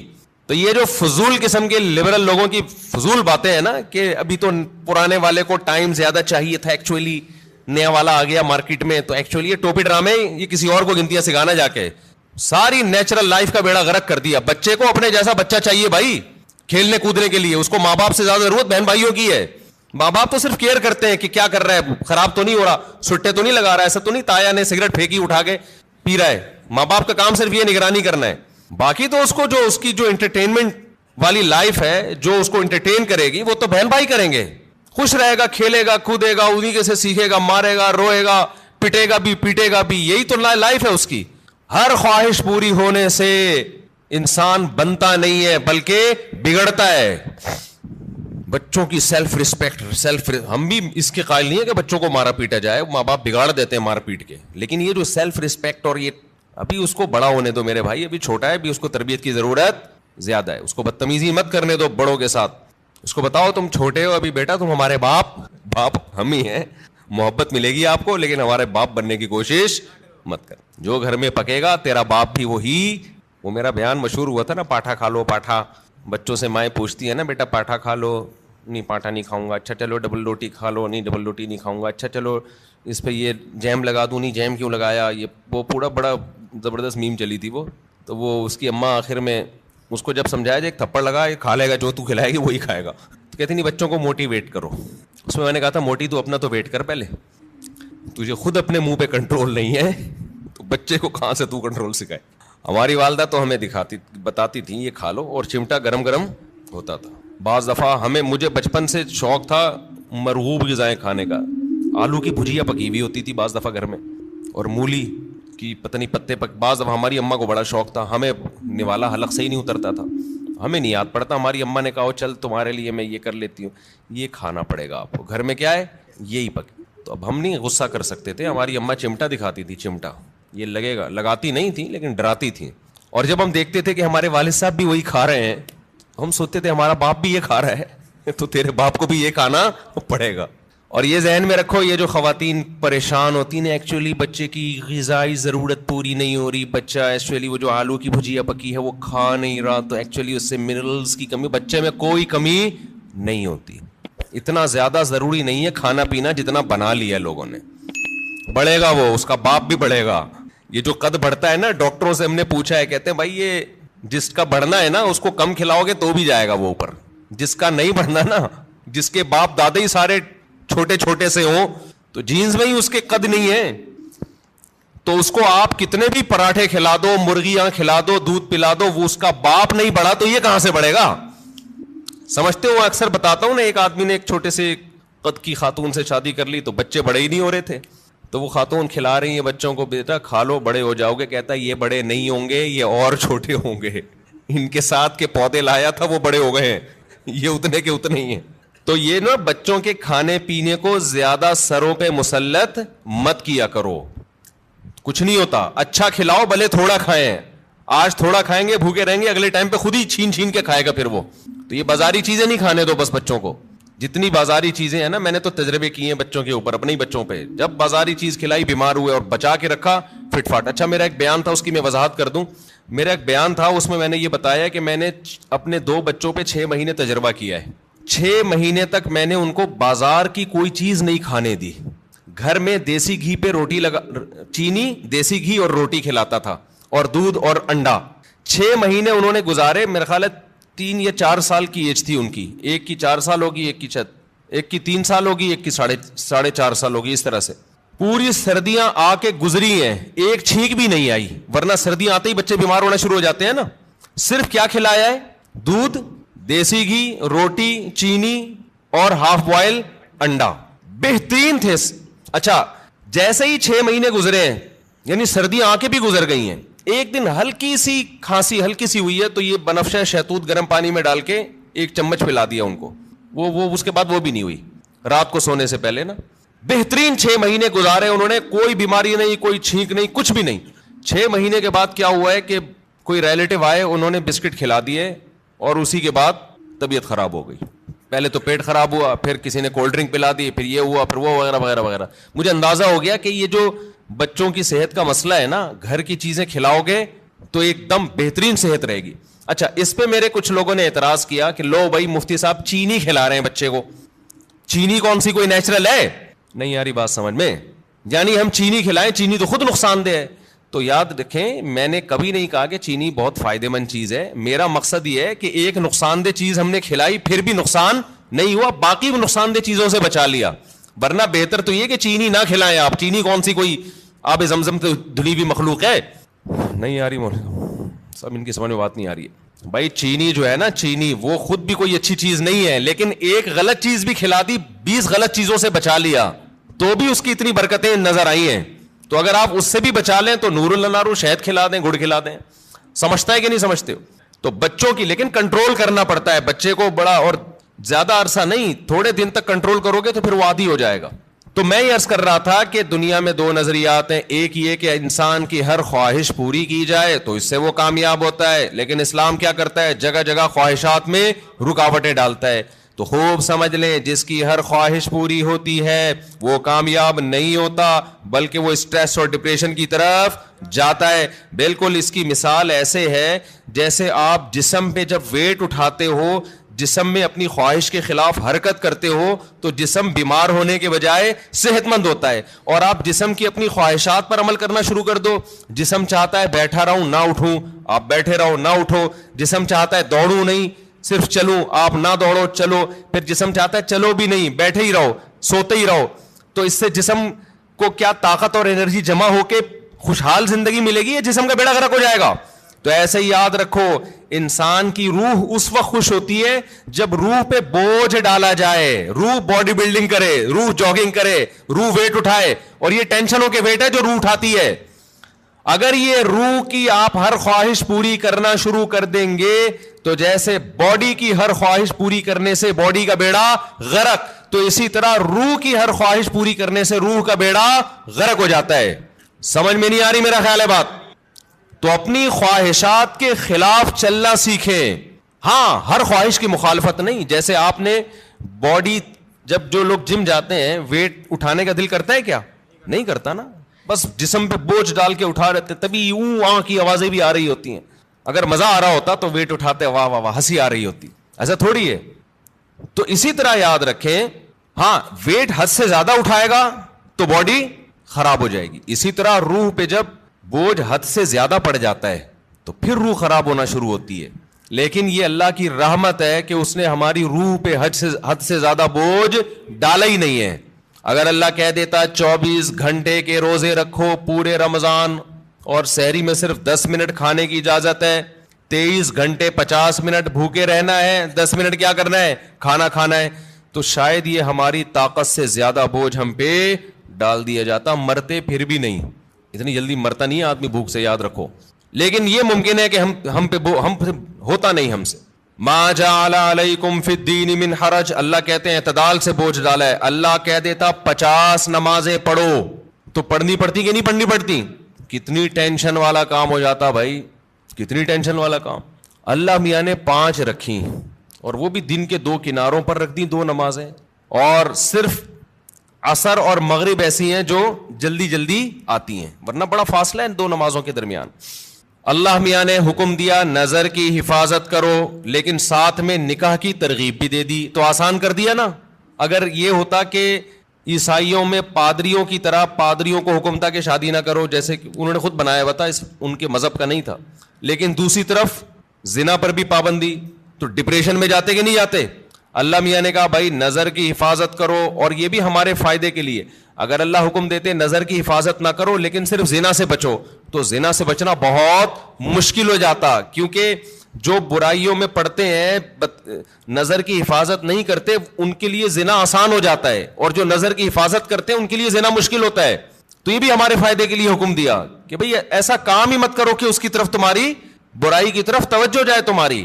اللہ میاں نے حکم دے دیا ماں باپ کی اطاعت کرو, فرما برداری کرو, لیکن اس کی بھی ایک لمٹ رکھ دی, ایک حد رکھ دی. یعنی کوئی ایسا حکم نہیں ہے جو ایسا بوجھ ہم پہ ڈالا جا رہا ہو جو ہمارے بس میں ہو ہی نہیں.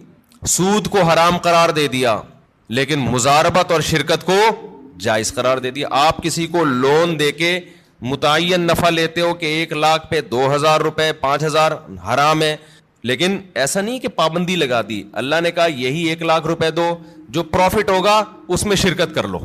سمجھ میں آ رہی ہے بات؟ جو پروفٹ ہوگا اس میں کیا کر لو بھائی, تجھے جتنا پروفٹ ہوگا اس میں اتنے فیصد میرا. اب وہ گھننا بن کے پروفٹ بتانا پڑے گا اس کو. اور جو سرمایہ دار لوگ ہیں نا وہ پروفٹ بتانا نہیں چاہتے, وہ کہتے ہیں ہم آپ کے 1 کروڑ سے جتنا بھی اٹھائیں آپ کو اتنا ملے گا بس. اسلام کہتا ہے نہیں بھائی پیسہ اس کا لگ رہا ہے تو اس کو بتاؤ تو صحیح کتنا کما رہا ہے تو. ابے 1% بھی دو گے نا آپ. دیکھو آپ نے زید کو 1 کروڑ روپے دیے, زید کو کہا تو 1 کروڑ سے جتنا بھی کمائے گا نا بے شک مجھے 1% دے دے, لیکن پرسنٹیج ہونی چاہیے 1%. اس کا فائدہ کیا ہوگا؟ وہ 1 کروڑ پہ آپ کو 1 لاکھ دے گا نا, آپ کو فوراً پتہ چل جائے گا وہ کم بخت 99 لاکھ کما رہا ہے. سمجھ میں آ رہی ہے بات؟ سود خور یہ وہ اپنا پروفٹ بتانا نہیں چاہتا. 1% بھی دے گا نا آپ کو یہ تو پتہ چل جائے گا نا جب 1% 1 لاکھ ہے تو اس کا مطلب باقی 99 کتنا ہے؟ وہ 99 لاکھ ہے. اس کا مطلب یہ گھنا میرے 1 کروڑ سے 99 لاکھ کما رہا ہے اور مجھے کتنا دے رہا ہے؟ 1 لاکھ. لیکن اگر سودی نظام ہوگا, آپ نے زید کو 1 کروڑ روپے دیے, آپ نے کہا مجھے ہر مہینے 1 لاکھ دے دینا, تو کتنا کما رہا ہے مجھے اس سے غرض نہیں ہے. وہ 1 لاکھ روپے لا کے دے گا, آپ گلے ملیں گے, شکریہ ادا کریں گے, کتنا نیک آدمی مجھے 1 لاکھ روپے دے رہا ہے, اور وہ بھی روتے ہوئے دے گا یار کاروبار کا تو بیڑا ہی غرق ہو گیا, لیکن میں تجھ سے وعدہ کیا 1 لاکھ لے لے. آپ کا دل چاہے گا اس غریب کو 2 کروڑ اور دے دوں میں, الو بناتا رہے گا, آپ کو بے وقوف بناتا رہے گا. لیکن اگر پرسنٹیج کے حساب سے ہوگا تو آپ نے جب زید کو 1 کروڑ دیے, آپ لوگ کو سمجھ میں ہی نہیں آ رہا, تو بزنس کہاں سے کرو گے جو تمہاری سمجھ میں اتنی باتیں نہیں آ رہی. مجھے لگ رہا ہے آپ کے چہروں سے کہ جو میں کہہ رہا ہوں اوپر سے گزر رہا ہے آپ کے. زید کو آپ نے 1 کروڑ روپے دیے, آپ نے کہا مجھے جتنا پروفٹ ہوگا اس میں 1% چاہیے. وہ 1 لاکھ روپے لے کر آیا تو آپ سمجھ جاؤ گے یہ کم بخت کتنے کما رہا ہے؟ 99 لاکھ. اب اس کو رونے کی اجازت, وہ رونے کا بہانہ نہیں کرے گا, اور آپ کو اس سے مانگو گے بھی کہ جو جتنا پروفٹ ہوا ہے مجھے دکھاؤ تاکہ پتہ چلے کہ یہ واقعی 1% بنتا ہے کہ نہیں بنتا ہے. تو اللہ میاں نے سود پہ پابندی لگائی, مگر تجارت کو اللہ نے حلال قرار دیا. اگر اللہ سود پہ بھی پابندی لگا دیتا, مزاربت پہ بھی, شرکت پہ بھی, تو پھر ہم حرج میں پڑ جاتے, ہم تنگی میں پڑ جاتے, ہمارے لیے کاروبار کے راستے بند ہو جاتے. لیکن اللہ نے ہمارے لیے دین میں تنگی نہیں رکھی بلکہ آسانی رکھی ہے. سمجھتے ہو کہ نہیں سمجھتے ہو؟ تو اسی طرح اللہ میاں نے لیکن بوجھ ڈالا ہے ہمارے اوپر. یہ نہیں کہا کہ بالکل فری سٹائل کی زندگی گزارو گے, کوئی ٹینشن ہی نہیں ہوگی. یہ کامیابی نہیں ہے, ٹینشنیں اٹھانی پڑیں گی. بہت ساری ٹینشنیں لگا دی اللہ میاں, اور اس ٹینشن سے فائدہ کیا ہوتا ہے کہ ہماری روح وزن اٹھاتی ہے, جس سے روح ٹینشن سے بچتی ہے, روح صحت مند ہوتی ہے, اور روح ڈپریشن اور اسٹریس کی طرف جانے سے بچ جاتی ہے.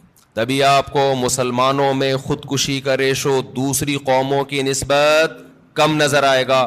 مسلمانوں میں ڈپریشن کے مریض دوسری قوموں کی نسبت کم نظر آئیں گے, حالانکہ ڈپریشن والے کام مسلمانوں میں بہت زیادہ ہیں. مسلمان غیر مسلم ایک ڈپریشن پالنے کے لیے تیار نہیں, مسلمان 4 ڈپریشن کی بات کرتے ہیں. آئی بات سمجھ میں؟ ہم مسقط میں تھے تو ہمارے بہت سے علماء اپنی اپنی فیملیوں کے ساتھ آئے تھے, بیگمات کے ساتھ آئے تھے. تو ایک مولانا صاحب نئے پہنچے, تو وہ میزبان نے ان سے پوچھا مجبوری ساتھ میں ہے یا بغیر مجبوری کے آئے ہیں؟ میں نے کہا یہ کیا کہہ رہے ہیں؟ پھر پتہ چلا بیگم کو پیار سے کیا کہتے ہیں, یہ مجبوری. تو بڑا زبردست لفظ تھا ان کا بھائی، کیونکہ جب مجبوری ساتھ میں ہوتی ہے تو پھر گھر سے زیادہ دیر باہر نہیں رہ سکتے آپ، بتانا پڑتا ہے. جو بغیر مجبوری کے آیا وہ تو جہاں مرضی جائے. جب مجبوری کے ساتھ آئے ہیں تو بیگم پوچھے گی، مجبوری پوچھے گی بھائی اتنی دیر سے کیوں آ رہے ہو آپ، کہاں گئے ہوئے تھے مفتی صاحب کے ساتھ. اچھا جو لوگ اپنی مجبوریوں کے ساتھ آئے تھے نا، ان سب کی مجبوریوں کو یہ بڑی فکر تھی کہ ہمارا میاں، ہمارے جو میاں ہیں مفتی طارق مسعود کے ساتھ تو نہیں بیٹھے ہوئے کہیں. سب کو یہ ایسا لو یہ 2-4 مجبوریاں اور پال لیں ہمارا شوہر، ان کو یہ سب کو ڈر تھا. تو مسلمان کے پاس ٹینشن کے مواقع بہت ہیں، پھر بھی ٹینشن نہیں لیتا. یہ غربت اور مہنگائی آپ تھوڑی دیر کے لیے انگریزوں کو دے دو تو خودکشی کے لیے میرے بھائی رجسٹریشن فارم کیا ہو جائیں گے، ختم ہو جائیں گے. ہمارے والے حکمران 1 ہفتے کے لیے ان کو ادھار دے دو، آپ سچی مچی کے تو نہیں لیں گے، صرف ادھار دے دو آپ ان کو کہ 1 ہفتے بعد واپس لے لیں گے. 1 ہفتے میں ایسا بیڑا غرق ہو جائے گا، کوئی کھمبا ان کا بجلی کا باقی نہیں بچا ہوگا. ان کے یہاں تو کھمبے ہوتے نہیں، انڈر گراؤنڈ ہی ہوتا ہے سب کچھ. یہ ہم ہیں، ٹھیک ہے نا. ڈالر کہاں سے کہاں پہنچ گیا. میں تو کبھی سوچتا ہوں تو تھوڑا ڈپریشن شروع ہو جاتی ہے، پھر میں سوچتا ہی نہیں کہ اب مریں گے تو ویسے ہی سب کیا ہو جائے گا، ختم. ہمارے تو اصل آخرت ہے نا. جو دیکھو دال پانی اللہ نے جو موٹی موٹی ضرورتیں وہ تو اللہ ویسے ہی پورے. اور پاکستان کا تو حال ایسا ہے کہ بچپن سے سنتے آ رہے ہیں کہ بینک کرپٹ ہونے جا رہا ہے. پاکستان کا ایسا اللہ کے ساتھ اللہ کا معاملہ ہے، بچپن سے مہنگائی بڑھ رہی ہے. مجھے یاد ہے وہ دور میں بہت چھوٹا تھا، روٹی 4 آنے کی ملتی